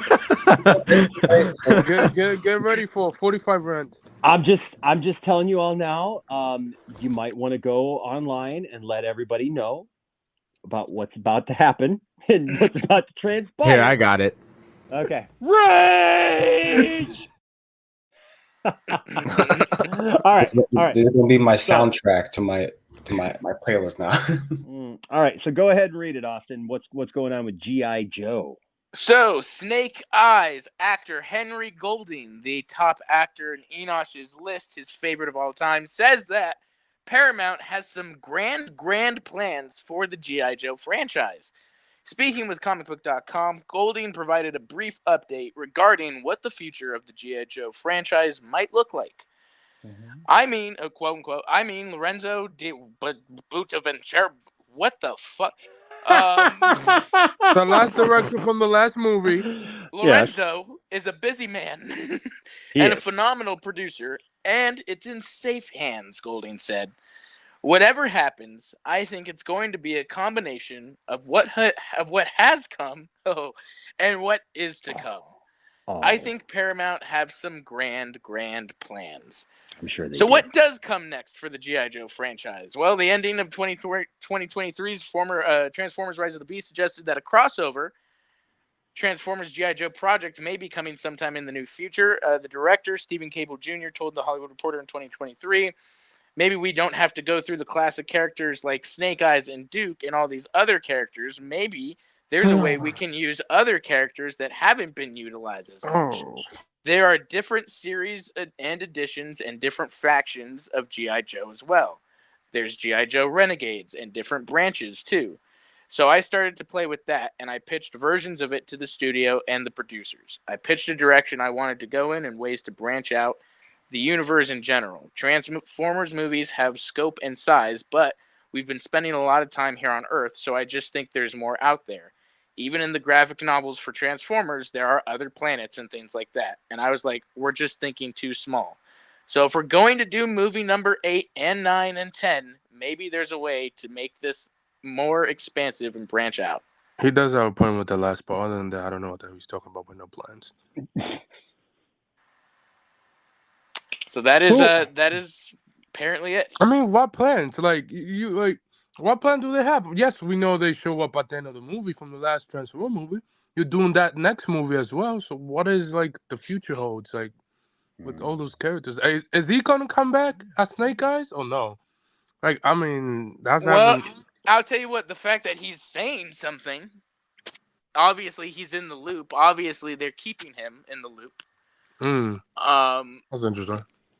But that is weird because I haven't seen Snake Eyes, but it is set. Is it not set in the modern day? It is. It is okay. So then, I don't know how he would show up. They'd have to do a massive time jump, but they were too busy trying to figure out how to hold a goddamn camera. They didn't have time to figure out what time period it was set. And I remember hearing the music, and that music, why does this music sound familiar to Shang-Chi music? And from the first, I was like, oh, you copy Marvel, bro. I was like, oh, no. The actor You realize, was awful. hey, Anthony, I don't know how cultured you are, but there's wow, there's an Asian theme there. Yeah, Anthony, you uncultured swine. I know that. Yeah, I know that. You should feel bad, Anthony, because that was bad. Anthony, I'm sorry, Anthony, that Shang-Chi also had some Asian music in it. No, I'm talking about like Snake Eyes modern movie. music. I was like, hey, this sounds familiar. It's like, okay, well, where's integrity or not integrity? Where's who gives me a hard time all the time and says Enosh, cancel Enosh for say this that, cancel Anthony now for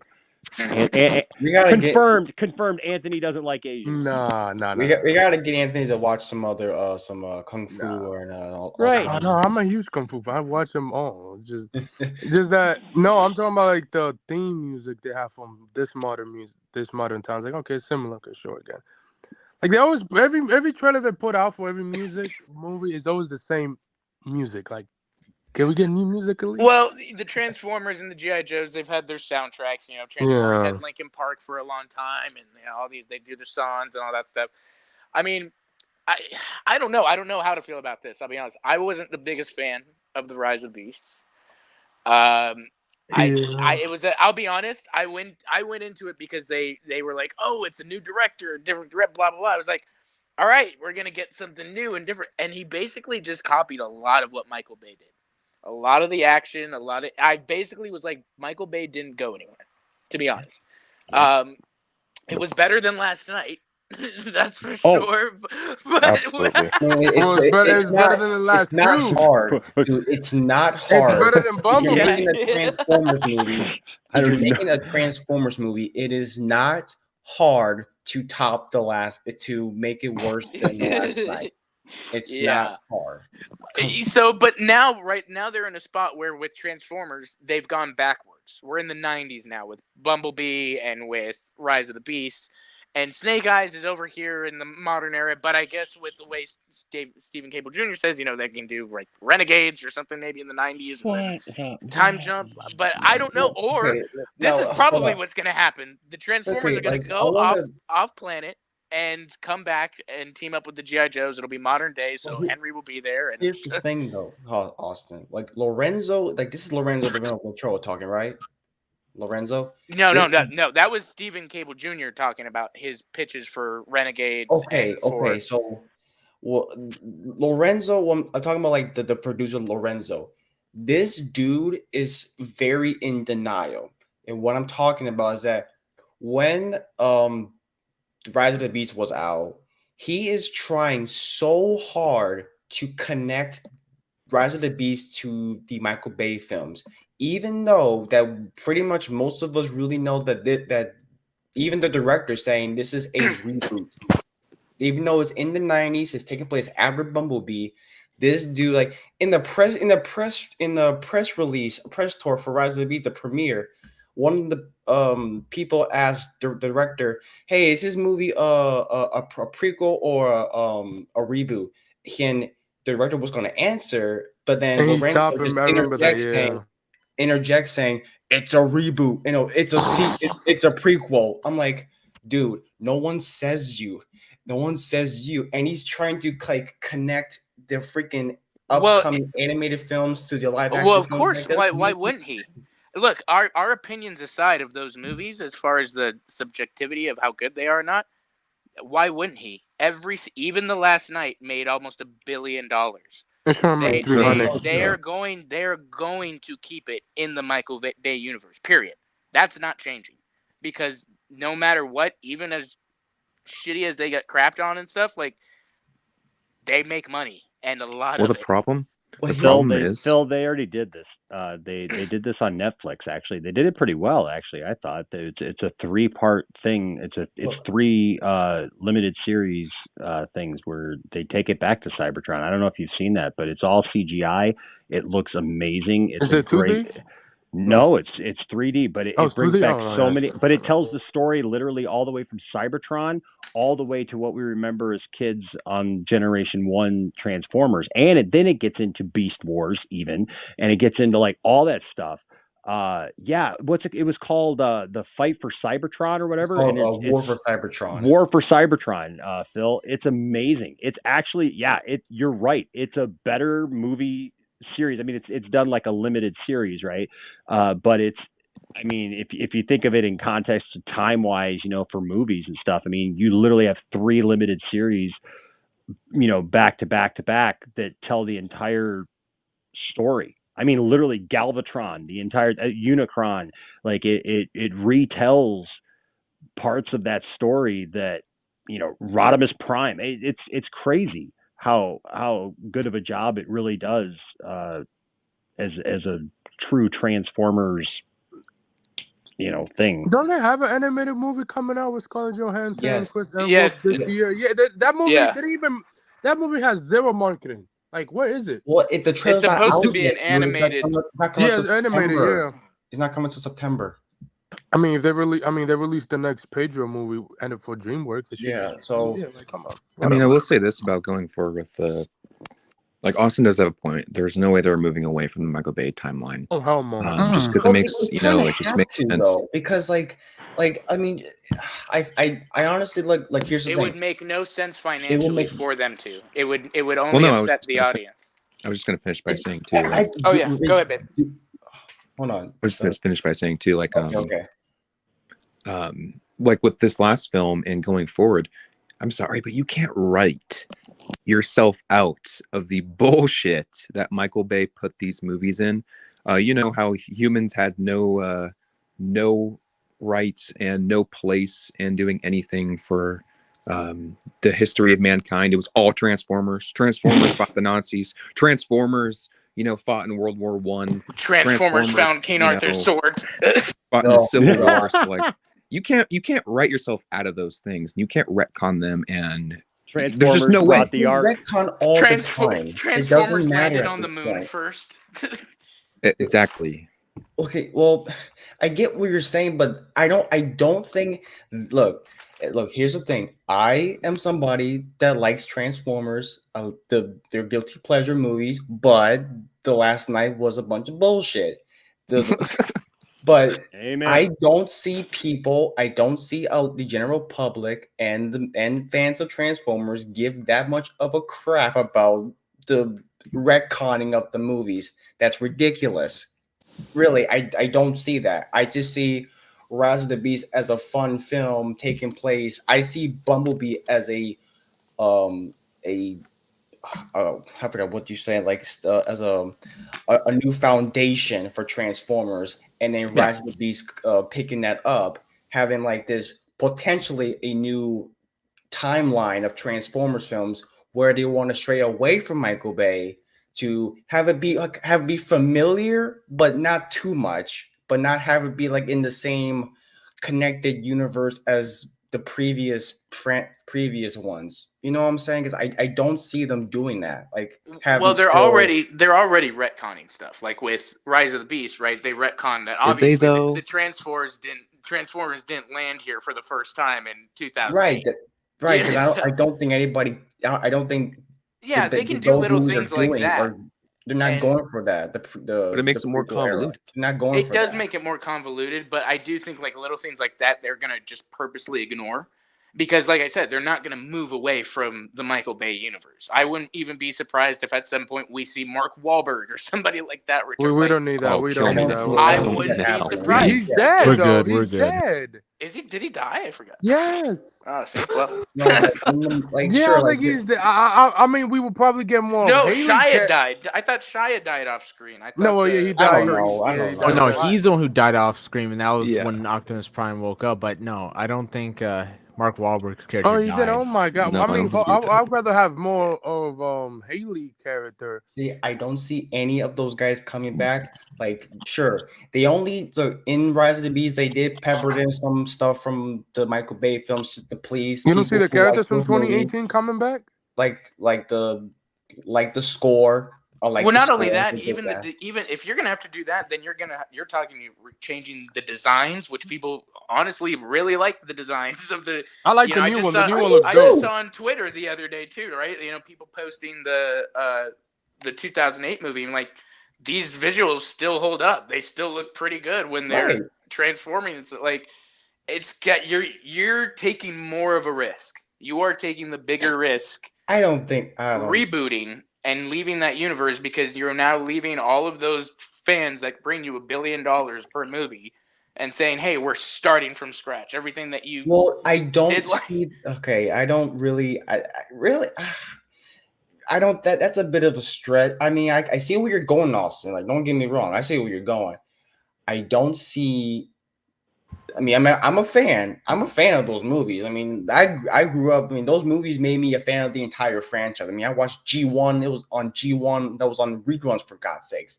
But I don't see you don't see. You're not gonna see people saying #restore the Bayverse. This is not gonna happen. Oh God, you never know.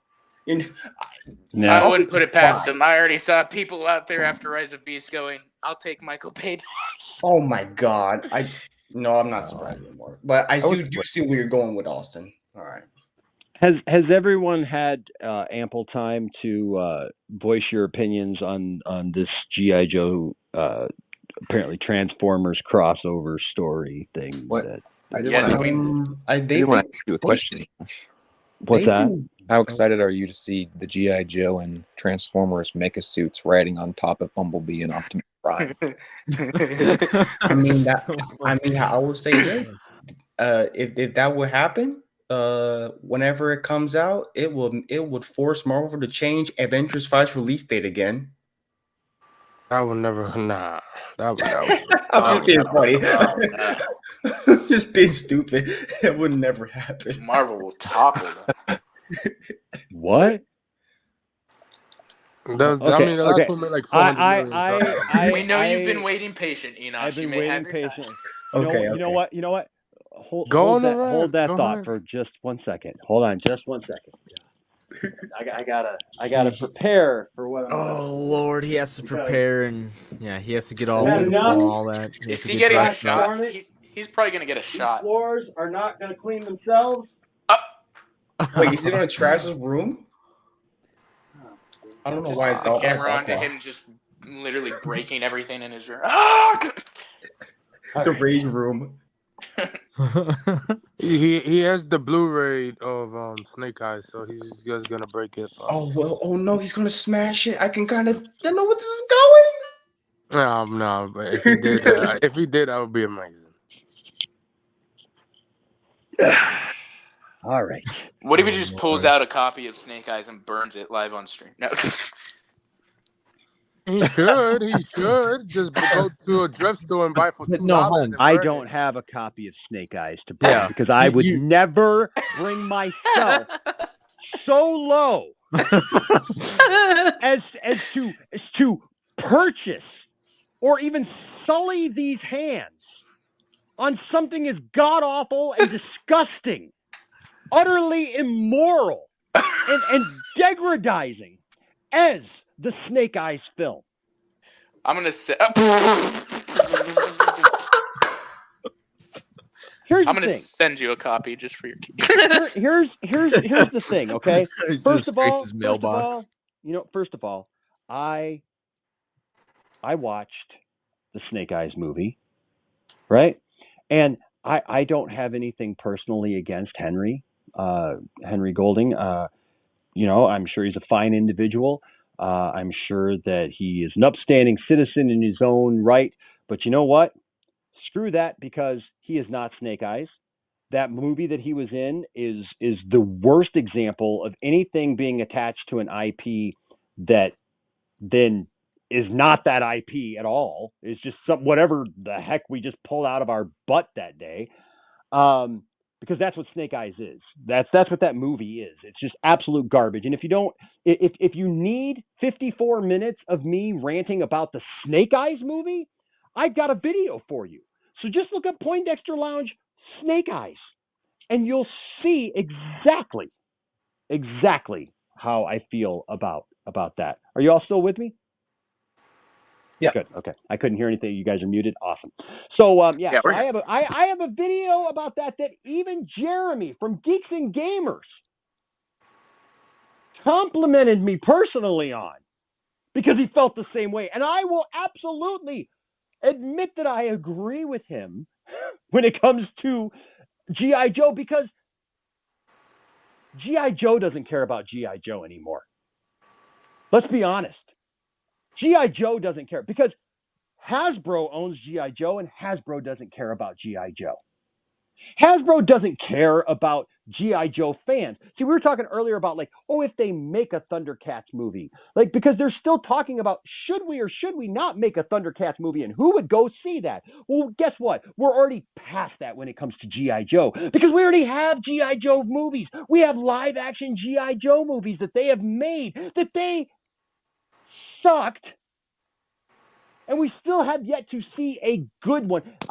G.I. Joe Retaliation. Retaliation was the closest that we I got actually to enjoyed that one. I know it wasn't horrible. It had great parts to it. And you like put Bruce Willis in it as G.I. Joe. I was like, right. okay. It served a lot of good parts. It was just very unfortunate that we didn't actually get all the characters that we probably should have gotten in that movie, which would have been a whole lot better. But I'll forgive that. But that literally is the best of the G.I. Joe live action movies that we've seen, because the first one was weird, and this other thing that was like Star Wars underwater or something. And then we got Retaliation, and then this monstrosity that is Snake Eyes. The best, but the crazy thing is, the best, hands down, G.I. Joe movie we've ever gotten is not really a movie at all, but it's that Cartoon Network series, G.I. Joe Resolute. You want to know how to make a movie? You want to know how to make a movie about G.I. Joe? Go watch freaking Resolute. That's what you do. You take these characters that we watch love. the Rock movies. You take these characters that we love, that we grew up, because that's the only people who care about G.I. Joe. If you're going to freaking introduce it to anybody new, you're going to have to do something that is entertaining. And G.I. Joe could be very entertaining, but those of us who actually still care about G.I. Joe and we still buy the toys, we're the only ones out there buying the toys, guys. We're literally having to make our own conventions, because there's not official conventions for G.I. Joe fans. So we have to go make our... Henry Golding should not be talking about G.I. Joe, because he should not be attached to G.I. Joe anymore. After the monstrosity that movie was, why would they continue that universe? Who wants to go back to that universe? To go back to a universe where Snake Eyes really isn't Snake Eyes. He's just some dude with a cool helmet. It's BS. You give us a Snake Eyes movie, and literally Snake Eyes isn't even in it until the last 2 seconds, recognizable as Snake Eyes. And it's not even like some origin story that told how he got disfigured and hurt and everything else. No, he doesn't even get hurt. He doesn't do anything. He literally watches as Storm Shadow, Tommy walks right out the door, doesn't say a word, says goodbye, says, "Oh, it was good seeing you." And then all of a sudden, it's like, "Oh, we got to go find Tommy." The dumbest ending to anything ever. And they're like, "Oh, your dad was a G.I. Joe too, so you should probably be a G.I. Joe, Snake Eyes." Shut up with that stuff. So you're going to ask him what he thinks, and I'm supposed to be excited as a G.I. Joe fan. I'm supposed to be excited, mind you, because Henry Golding says that they've got some great stuff planned.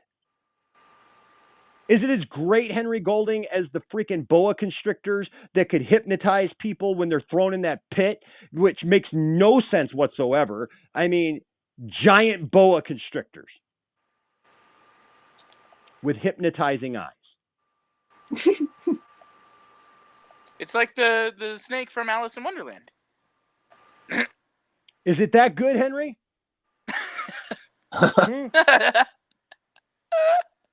Is it? Is it exciting? Is it as exciting as the crap that we got to watch with you and Storm Shadow in a box that you guys looked like you were Penn and Teller, and like you're getting blades in from this side and blades in from that side and blades from the top and blades from the bottom because we're in a magic act now? I hate Snake Eyes. I hate that movie. And I hate the idea. And I know hate's a very powerful word, but I hate the idea. Is it though? That I just hate the idea that, again, like I've said every time we address this kind of thing, I'm sick and tired of hearing directors and actors and writers telling us, "Oh, I just wanted to come up with a cool new take on this or that or whatever, and Transformers, they should be doing this, and G.I. Joe should be doing this," but yet we still have yet to see anything that even resembles the original. Like, how would you know what works and what doesn't work? Because you never gave us a chance to even pick. Generation 1 looking Transformers won't work. They're too boxy. No, we got to make them all sharp edge and everything because that's the only way that it'll be believable. And then isn't it funny that like you make them look decent and everybody loses their mind? If there was a great thing about the Bumblebee movie, Rise of the Beast, it's at least seeing Transformers that look like Transformers again. But now we get a G.I. Joe future that's based on what? Renegades? You guys have not listen. You have not earned the right to branch out into the deep lore of G.I. Joe if you guys can't get Duke and Scarlet and Snake Eyes and Roadblock and Flint and Lady J and General Hawk right. If you guys can't get those people right, what makes you think you can do anything with Renegades? What makes you think that we want to see anything else? Oh, the deeper characters. What deeper characters? Huh? What deeper characters are you going to give us that we weren't going to see before? Because you don't want to do Duke, right? Because we got Channing Tatum as Duke. All right.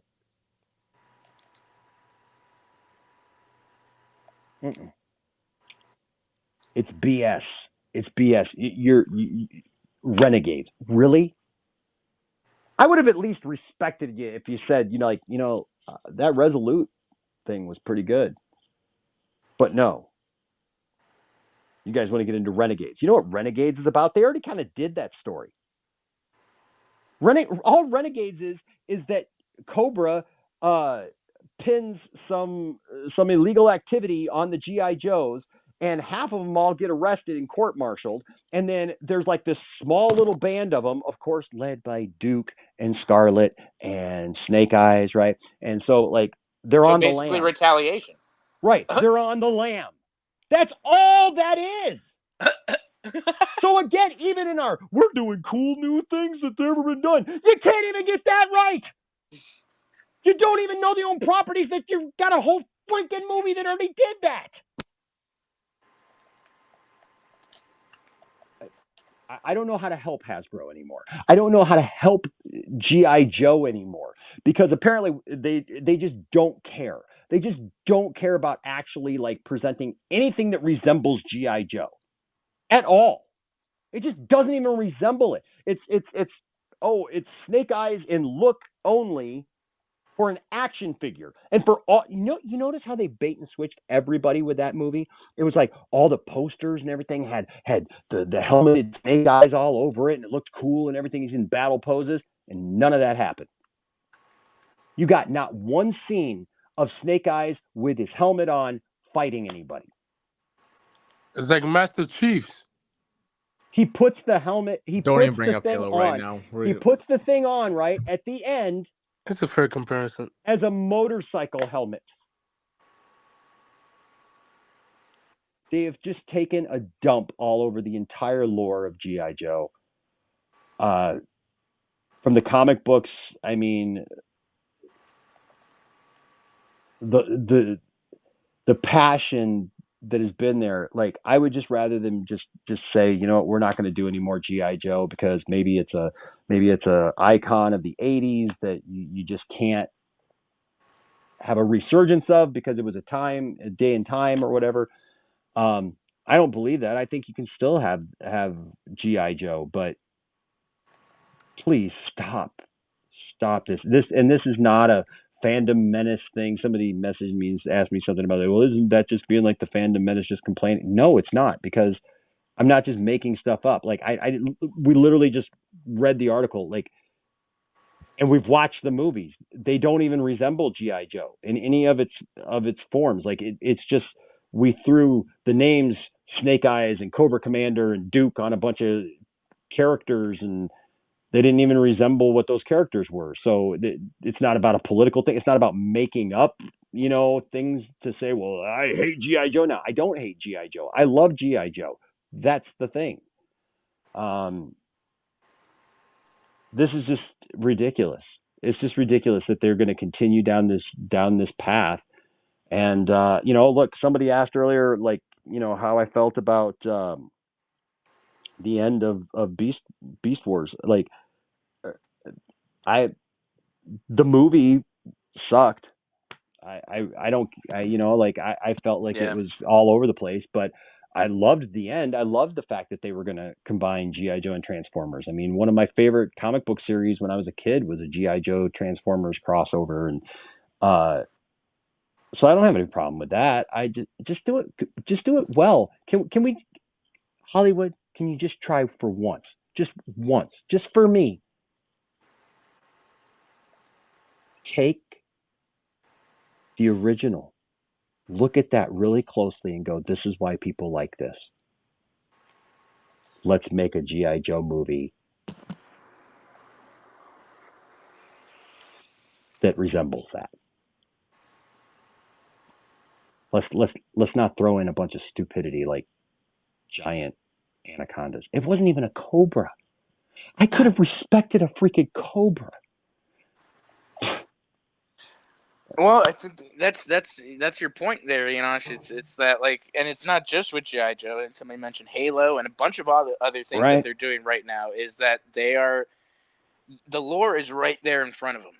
The story is right there in front of them. And I think what you said is the biggest thing is you can do your own thing. I'm fine with you doing your own thing, but you have to earn that. Right. You need to show us that you can handle the source material well and stick to the lore and give people that didn't grow up with these IPs like we did, show them why we fell in love with it, why it's so important to us, and why exactly. If you can do that, then yeah, I trust you to go make a prequel, go make something, play around with it and stuff. But until they start doing that, they're going into it automatically with this.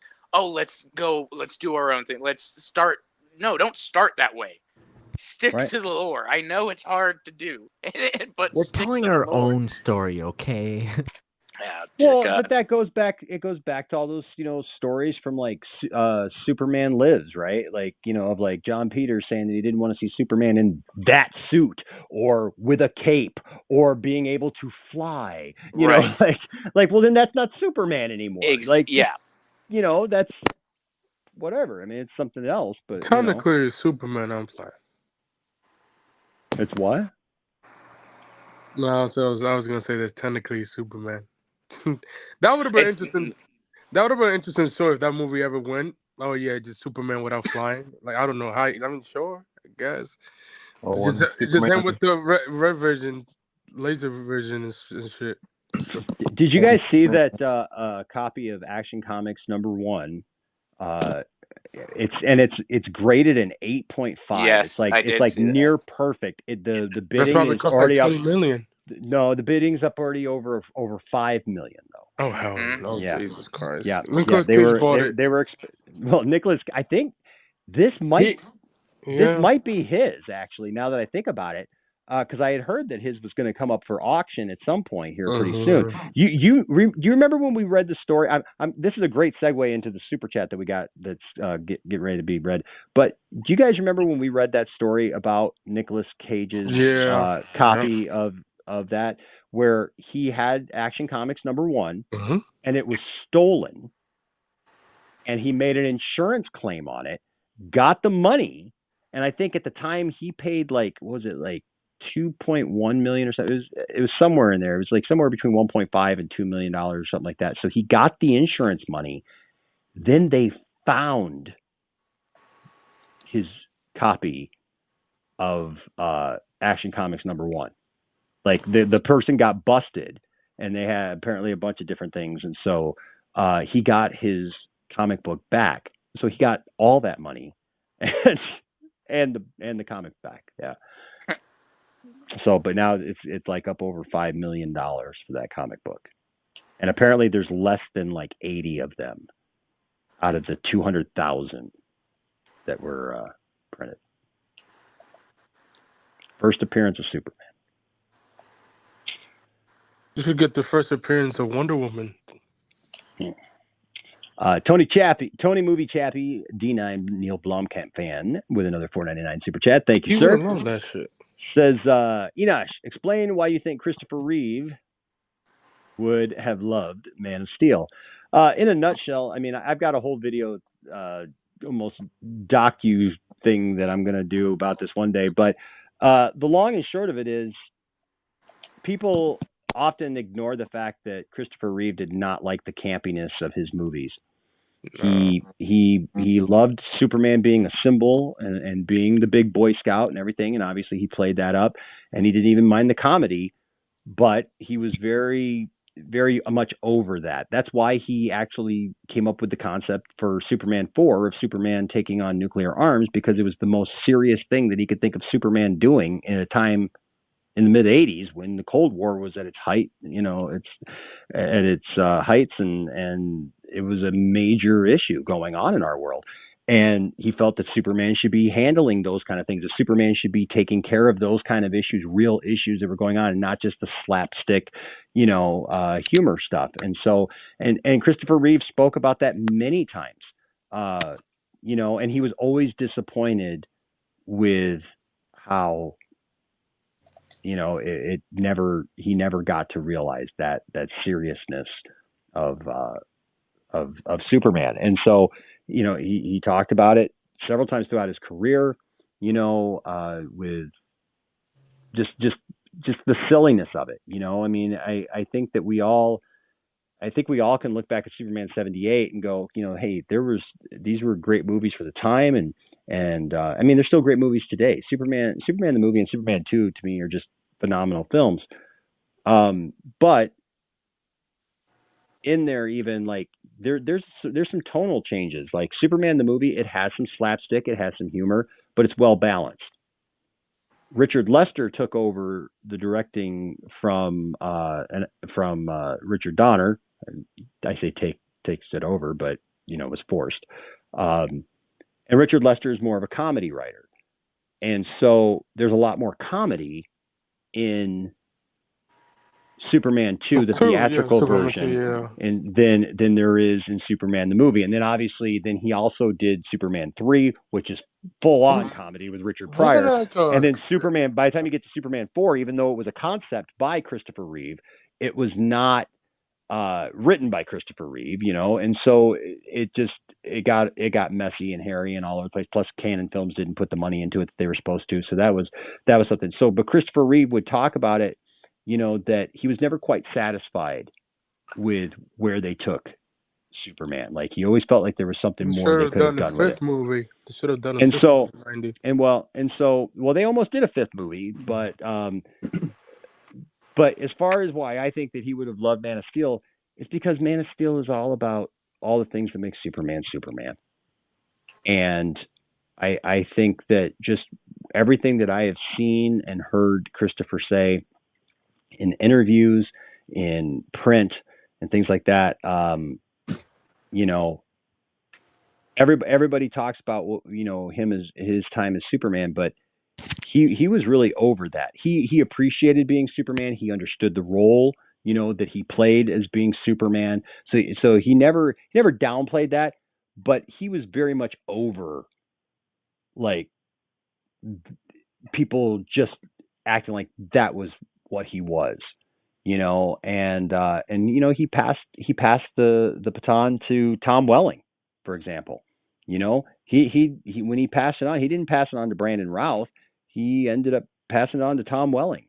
He's on Smallville, so I mean, people want to discount Smallville all they want, but they love Christopher Reeve. Yet, literally, the lore kind of is like almost an Elseworld to Christopher Reeves, because I mean, the Fortress of Solitude is similar. There's a lot of similarities, and Christopher Reeve is literally on there. And apparently worked more time than he was supposed to. Like he was only supposed to be there like for 2 hours shooting, and he ended up being there 6 hours. I read this article like just a month ago, like that his nurse was like really upset with the crew and like threatened to call the police because he just didn't want to leave. He liked being there, even in the state that he was in.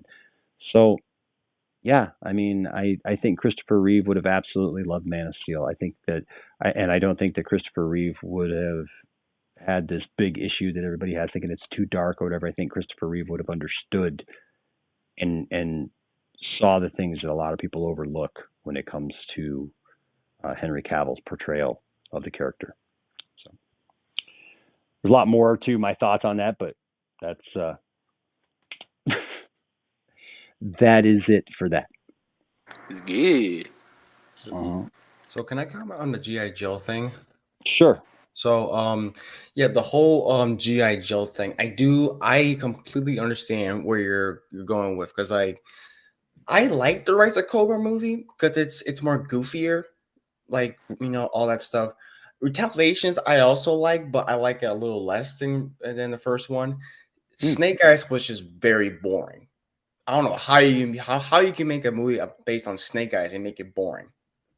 It doesn't make any sense to me. And then it's just, I feel like Hasbro has been for some reason struggling to make a G.I. Joe movie. It's because when you think of Hasbro, what's the only thing that's making them money? Transformers. That's it's been consistent. I mean, it's been making them money all the time. And then once you got these other brands like G.I. Joe, what do they have? Like, I don't know. They try to make a movie out of. It doesn't usually go. Oh yeah, they made a Ouija movie, 2014. That didn't do well. So that they were outside of Transformers. They're really struggling to make, in terms of their business, to make a successful film out of. And I feel like when doing the crossover Transformers, which doesn't seem like it seems like actually kind of a fun idea. I'm curious how they're gonna pull it. Like, how are you gonna pull it off? You can't even get your G.I. Joe movies correct. We have like 7 Transformers movies so far. We got 3, and none of them are pretty. All aren't like the greatest. or well, 3 of them can't pull in the money as those movies as Transformers did. So I'm just kind of in the mindset of I'm more of a wait and see. I don't know about Henry Golding because like I like him as an actor, but I don't see him continuing this version of Snake Eyes. It's kind of surprising, to be honest with you. Like I'm surprised anybody still even talked about this version of Snake Eyes. I thought they were just like, yeah, this is done. We're not gonna do this anymore. Nobody liked the movie. Nobody likes that movie. And then that version of that story. Nerd Coach Enosh, were you raising your hand? Oh. No. I'm sorry. You're so small on my phone, but I saw, when I said no one liked this movie, all I saw was, I was like, wait a second, like who likes Snake Eyes? Me. We got to put him on Oscar nominated movie right there, Snake Eyes. So, yeah, that movie story is just really. I completely forgot what that movie was about. I know it was a quote unquote origin film. Yeah, but at the end of the day, that's the whole point, right? Is that at this point, it doesn't matter what that movie was about because the movie came and went. Nobody watched it. Everybody who did see it hated it. And why would you continue any kind of series off of that? Like, why would you go? Why would you have the guy who portrayed Snake Eyes in the worst G.I. Joe movie ever? Why would you have that guy talking about all the cool new things you're going to do? Like, you can't even say, well, the fans didn't like it, but it still made $1 billion, right? So like anybody who says anything about Star Wars, right? Like, you can still say, well, yeah, but those movies still make $1 billion, right? You can't even say that about Snake Eyes. You can't be like, well, them G.I. Joe fans, they just, they're sticklers and they just don't like anything, whatever. They're just being whatever. But it still made money. No, it didn't. It didn't make anything. It didn't gain any new fans, and it probably alienated everybody who was a fan of Snake Eyes at that point, to the point where it's like, I'm scared to go see another movie. So, yes, we all, it's called being kind of rhetorical. I mean, I know literally somebody has got to like the movie, but I don't know why. I mean, bringing up the Rotten Tomatoes thing doesn't really help anything, really, because it's still pretty bad. I don't know. Yeah, it just,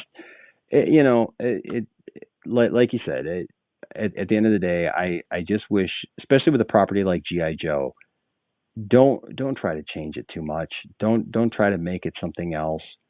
Just make a G.I. Joe film. Like, it doesn't have to be based on a story that we've already, like, I'm not like even saying that. I'm not saying that it has to be based on this comic series, because people don't understand that, like, G.I. Joe is not just one thing. There's not just one fandom of G.I. Joe. There is actually, because with G.I. Joe first came the comic book. Okay. So, I mean, well, you really want to get technical. The first G.I. Joe fans you have are G.I. Joe fans in the 60s who played with the 12-inch action figures, right? And they had their own adventures and they went on their own things, and that was G.I. Joe to them, and, Kung Fu Grip and everything. And so, like, they didn't even recognize the 80s when we went to 3 3/4 figures and they invented G.I. Joe versus Cobra, right? Which was what I was raised with. But before the toys came out, before the G.I. Joe versus Cobra toys came out, and long before the cartoon, there was the comics. And those Marvel comics are revered by people so much that, I mean, there are people who refuse to watch the cartoon because they differ from the comics. The comics were very serious. They were very much driven by stories of war and stories of military and stuff, because it's G.I. Joe, it's military, and those things. And introducing Cobra as this, terrorist organization and everything. And, that's where we get backstories for people like Snake Eyes, who was, yes, he was a blonde-haired, blue-eyed guy who fought in Vietnam. And he got messed up. He was in a helicopter accident, and he got messed up, and he couldn't talk. He was mute, and That's why he wore the outfit that he wore, because war messed him up. And so you had those comics. Well, then, they want to sell toys and they make the cartoon. And the cartoon was very homogenized compared to that, right? As far as war themes and stuff like that, you had blue and red lasers and nobody ever hit anybody and everybody parachuted out, in time and stuff. Nobody died, right? Which was the big deal when they did G.I. Joe, the movie, the cartoon. And they were going to kill Duke. The only reason they didn't kill Duke in that movie was because they had killed Optimus Prime in Transformers, and it was such a backlash. So in the movie, Duke gets stabbed in the chest with one of Serpentor's snakes. He takes it, makes it stiff, and uses it like a spike and puts it through. And so throughout the whole animated movie, Duke is in a coma, and he ends up coming out of it at the end, but only because they changed it. Because they didn't want him to die. And so you have people who, though, like me, I never read a lot of the comics. I've been trying now to go back and read some of the comics because those comics are really good. But I never, I was the cartoon kid, right? I loved the cartoons. But those are two different factions of G.I. Joe fans, completely different factions of G.I. Joe fans. And so I get it. There are different versions of these characters, and that's fine. I don't need to see, though. I don't think anybody is demanding that they go back and make this comic series of, this story or that story. I just want those characters to resemble themselves, in a story that you tell, because they didn't do that with the G.I. Joe movies we've gotten so far.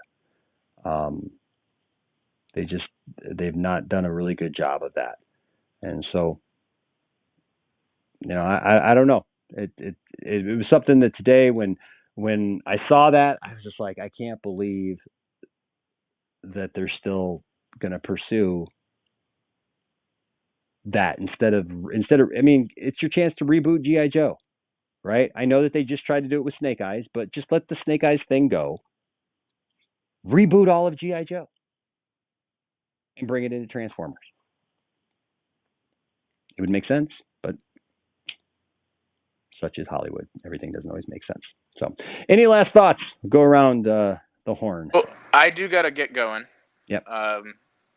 But I did want to leave with a little bit of breaking news here. Oh.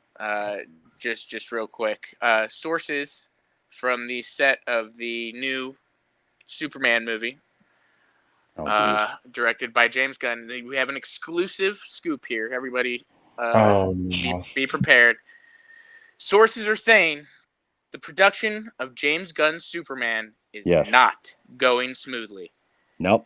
David Cornsweet is method acting as all of the Supermen from Return of Superman, and is punching himself in the face as Cyborg Superman against Eradicator. Wait, 10 out of 10 film. Yep. Whoa. Wait. That is not what I thought you were going, like.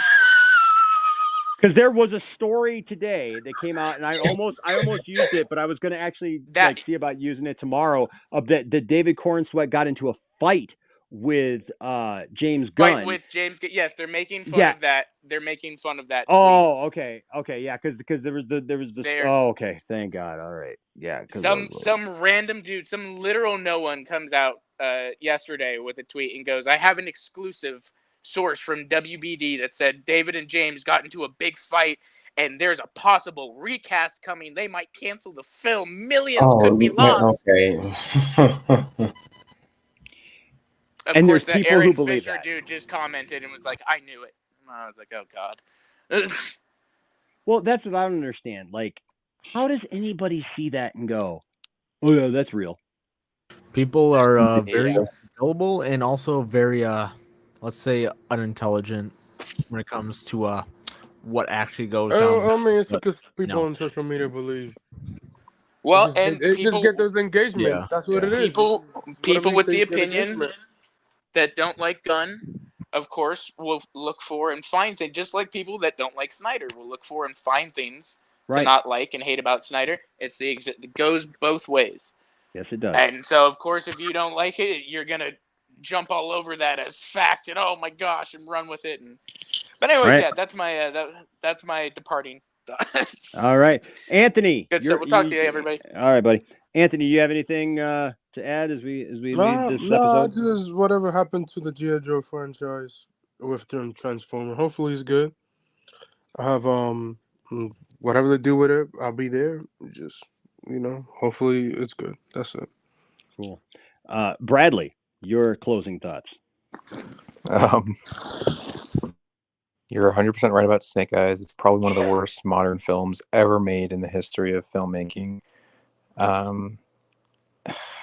And whatever they do with Transformers and G.I. Joe, I mean, I think it's smart because I agree with Nerd Coast Nostra and Phil in the comments when they were talking about like a lot of the old fans are only the real ones following G.I. Joe still, and there isn't really a modern audience for that, and I don't think there will be if they keep writing themselves in this corner of doing what they did with Snake Eyes and stuff. So I think the smartest route is put them in Transformers. It's a profitable franchise. It earns money every time, even though sometimes it's not what they expect, but I think that's the smartest way to go if you really want to get people into G.I. Joe again. But other than that, I think it's a corny Hollywood idea at the end of it. But Yeah. Blue Jay, your closing thoughts? I don't know. I'm just kind of hopeful that it's fun. It's good. It's entertaining. It's like I'm more of a Transformers person. I like Transformers. I like the entire franchise. Mm-hmm. I mean, G1, all the other cartoons and stuff. I like G.I. Joe, but I'm not like a G.I. Joe fan, if that makes any sense. Sure, yeah. Yeah, because like G.I. Joe kind of is like that, my type of silly sometimes. But I'm not that into it. But a crossover seems fun. I'm just wondering how they're gonna do it. Because like I said, Hasbro has been struggling to get their other IPs to make money. Kaden said in the chat that Dungeons and Dragons was good, but it didn't make money. It didn't make money. Yeah, that's the one I went to see sequel the most. I mean, even the CEO of Paramount's like, well, if you could get the budget lower for like $100 million. Yeah, we'll see about that. But Hasbro has been so wonky with their other properties. Transformers is the only thing that's making the money consistently. So with G.I. Joe, with a potential crossover film, whenever that comes out, maybe hopefully that it'll kind of get people to be interested in G.I. Joe. I mean, I think you could probably do it as a spin-off. I mean, you could do, if I really liked when Bradley said, put him in Transformers, and I hadn't really thought about it that way, but like you could put G.I. Joe in Transformers and use Transformers as that way of catapulting G.I. Joe into their own thing, but like setting the basis for it so that people, and then whetting people's appetite for it, that there's G.I. Joe too. Oh, well, we want to see G.I. Joe take on. And then the funny thing is that when I saw Rise of the Beast opening day, remember, it was a packed crowd. I mean, it was going to be like that anyways. But when the G.I. Joe reveal, there was little to no reactions from people into my theater. So it was just like, I was like, oh my God. There was this one guy. There was like this guy that was 65 years old and 50 and then 40. Whatever. And there was screening. No, listen. I'll just say this, and then we'll let Jimbo give his thing. When I went to go see Transformers, it wasn't a packed crowd, first of all, and actually, it's kind of funny because I had the opposite. Many people in our theater, like you could hear people, react to the G.I. Joe thing, because, and I will say this, and then Jimbo, and then Costa Nostra, but you think about this with that, once you introduce the Transformers into the same world as G.I. Joe, how do you do a G.I. Joe movie that Transformers don't appear in? You literally have you would have to send them off planet during the G.I. Joe movie. I don't know. It's just a thought, just food for thought, because it's like how in the real world would you have, superhero movies like, Planet Threats or whatever, and like all the heroes don't get involved, like, so, but anyways, Jimbo, your closing thoughts, sir. Well, I kind of pretty much have laid out exactly kind of how I feel about the situation in the group chat as well, but I'll kind of explain it here. Just my whole point is that a lot of creators and writers nowadays think that in order to evolve or kind of change a story that's already been out there, because I mean, there's comics, there's shows and stuff like that, but they all want to be like, I want to include my own twist, we want to evolve it. But the thing is, it's just like, same thing with the Halo show as well. It's like, there's a difference between evolving the show and adding new takes and aspects to the established lore, and then just not understanding the lore, understanding that there's certain characters, and then doing what they think would be best for the characters, despite what it is. And I mean, the Halo show is literally the prime example of this. But the thing is, it's just even Snake Eyes. Like, we all know Snake Eyes for what it was, and even though the Channing Tatum G.I. Joe movies aren't probably the best, but at least they somewhat did Snake Eyes a little bit better compared to. They got Snake Eyes perfect. Yeah, you're right. So I mean, take that as you will. At least they got something right. But then when they actually focus solely on one character, they miss out the whole importance and the key elements of that character. But hey, they're trying to quote unquote evolve the story and make things better, but removing things that make the exact character that people like. That's just kind of my issue with modern stuff. It's like, yeah, I get it. Some creators might have no idea what the source material is and someone can pull it off. But when it comes to certain characters that have such like very entrenched lore and character details, and then you completely toss it away, it's not like it doesn't work as well. And that's the same thing as Snake Eyes as it is with Master Chief, and how, like, I mean, he has his helmet off and all this other stuff that people have issues with. It's just like, there's a reason why the games and all these other content are so popular, is because they took the source material and then he adapted it and made it in a way that respects it, but also does something different. And that's something that they're lacking. They need to properly, like, I get it if you don't, like, even the Halo people's like, yeah, no, we never read the books, we never played the game, so hey, we're gonna make a Halo show, and then this is what we get. They don't understand how the Flood works. They don't understand all these other aspects of characters, and that's the same thing with Snake Eyes. Is that and I think it's also like false advertising as well. If you're gonna have him with his mask on and the posters and stuff, you would think that you would see that in the movie, but you didn't. So it's kind of like they're teasing you, trying to get you into seats, but then not giving you what you thought you were going to get. So it's just overall, it's just a lot of misconceptions, as well as just ignorance when it comes to characters and franchises, and people who think that they're above the source material because they think they're good writers, and when in fact they're really not. But that's it.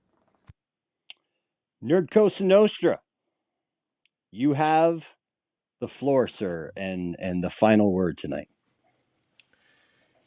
Didn't like the G.I. Joe movies that we've gotten. Transformer movies, I was done after the first few. I still saw them all, G.I. Joe and Transformers, but they don't have much rewatch value for me. They're popcorn movies, summer movies, cash in on a name that many people will know from a nostalgic perspective, while trying to draw in the kid audience with the action, right? I think what we've gotten, especially from a G.I. Joe perspective, they're banking on the name, misleading the audience. Again, trying to pull in that nostalgic crowd. I've said on many occasions, I want to see if you take the 1986 Transformers animated film, make that live action. You have 99% Transformers, 1% humans in the actual animated film, and you saw a variety of the Decepticons, Transformers, and you saw the full scope of Unicron. Right? Take that, make that a live action as an introduction to Transformers. Take the G.I. Joe movie from 1987 animated film. Use that as your jump point. You have so many characters on both sides, hero and villain in that film, that you can use that as your jumping off point. And the only problem that I would say that you'd have with that, though, what? With the 87 film is the 87 film is very polarizing because of the Cobra Law stuff. Like, people hate that stuff. Yeah, but I mean, what's been done so far hasn't worked at all. I know. I get what you're saying. It's just that's no character was safe in either film. That's true. Transformers Prime died within in the first 10 minutes. He died. And that's what happens. Sometimes you got to kill off the heroes, the main characters, to make. Otherwise, Hot Rod, we never would have saw his progression, right? And we still truly have never seen Hot Rod's progression. Right. We saw Hot Rod briefly. That wasn't Hot Rod. Right. That wasn't Hot Rod. No. But I think also, and I was mentioning this earlier when we were talking about horror. I didn't mention this earlier when we talked about horror movies, but just in general, Hollywood has turned into a reboot, remake, prequel business. At some point, even these movies got to go into the closet for an extended period of time, and something new needs to happen, because the generation today doesn't care about these characters. They don't care about these cartoons, these old comics from the 70s, 80s, early 90s. They don't care. I think X-Men 97 is an anomaly. The recent re-release of that. If you haven't seen it, I would recommend checking out, especially if you were watching it in the 90s. I think that was one of those unique shows that kind of crossed over multiple generations. But we are all at an age where we remember watching these as kids, and now we're seeing finally the live action. But kids nowadays are seeing this live action. They have no connection to the cartoons. They have no connection to all these stories that we know. They're seeing it for what it is, and they're like, well, this isn't really good. I don't like this. I don't want to see this. And then it fails. I mean, Snake Eyes was I don't even know what to even say about that. That hasn't already been said. But right. I just think that we need to, I think we just need to either put it away for a while, do some different IPs, new IPs, or just quit building off of what's been done. Start over. Literally just start over from the beginning. And I know they've tried that recently, but that's what I mean by put it away for a while. Give it a break. Give everyone a break. And I think that's the problem with the MCU's having right now. They've been churning and churning and churning. There's been no break. And I truly believe in the comic book, like the overkill for comic book movies. But that's a whole other topic. So anyways, that's my thought. My final thoughts. There you go. Well, hey, yeah, I mean, I think the consensus is, we all, at the end of the day, we just want to see good films, right? And the things that we love, we want to see things that resemble that, and we want to see them do well on the big screen if they're going to be on the big screen. Wherever this G.I. Joe universe goes, it remains to be seen. But I'll say real quick, I don't want to cross over. I forgot to mention that. I don't want to cross over between the two. I don't like that idea. Keep them separate. When I saw that at the end of the film, I was like, why? I really thought to myself, why is this here? I don't even care that this is here. I don't want to see this. Dude, you haven't even gotten G.I. Joe right once yet, and now you want to do a crossover? Get it right on its own first, then do a crossover. So anyways. Yeah, no, I get you on there. Like, I guess for me it was a little nostalgic. And then that idea, though, I do think that there is that idea that if you treat G.I. Joe as a property that it's seen its best days in some ways, because of the content of G.I. Joe, I guess. It was at its peak in the mid 80s, when the Cold War was going on, very patriotic themes, and stuff. And so you got that, but now it's like you can bill G.I. Joe as exactly what it was this, super secret, group of people. But I actually kind of see the way to do that might be to spin it off of a Transformers movie. The only problem is once you spin it out of a Transformers movie, you can't really remove it from Transformers, and that's the only problem. It makes sense that you would have that kind of operation going on, but then, like I said, I don't know how you break up that marriage once you put it together, you know. Well, I think you I could do feel Transformers movies without G.I. Joe, but I don't know how you do a G.I. Joe without any Transformers in that world then showing up. I think Transformers has been more mainstream than G.I. Joe has ever been. That's kind of the thing. Transformers has been more mainstream. I think there's a way you can make it mainstream. Well, I would say I don't know about that. I mean, I would say it's the modern era.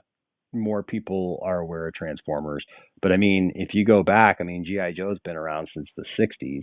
You know, Transformers. You know, came. Obviously, Transformers was around in incarnations, but they weren't as the characters we know. You know, until the mid '80s. So. I don't know. You know, we have a tendency though to think that like when things are modern, like the modern take on something is the take on it. I feel like today, yeah, Transformers is more in the public eye, in zeitgeist, but I don't know overall. I don't know.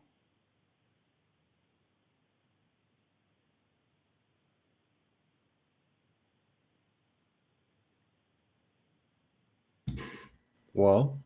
yeah, that was a long. Yeah. It got quiet. Yeah, it got quiet. Yeah, I mean, I agree with everything. Yeah. So, anyways, thank you guys for being here tonight. I appreciate y'all. It's always good hanging out with my buds and all of you good people. And thank you guys for being around and for going round and around and debating this stuff and having some fun. And like I always say, don't let anybody tell you that your fandom doesn't matter. Don't tell anybody that their fandom doesn't matter. But seek to have good conversations and treat everybody with respect. If you do that, there'll always be a place for you guys here in the Poindexter Lounge. I got to go let my dogs out. Love y'all. Peace. Stay nerdy. Bye-bye.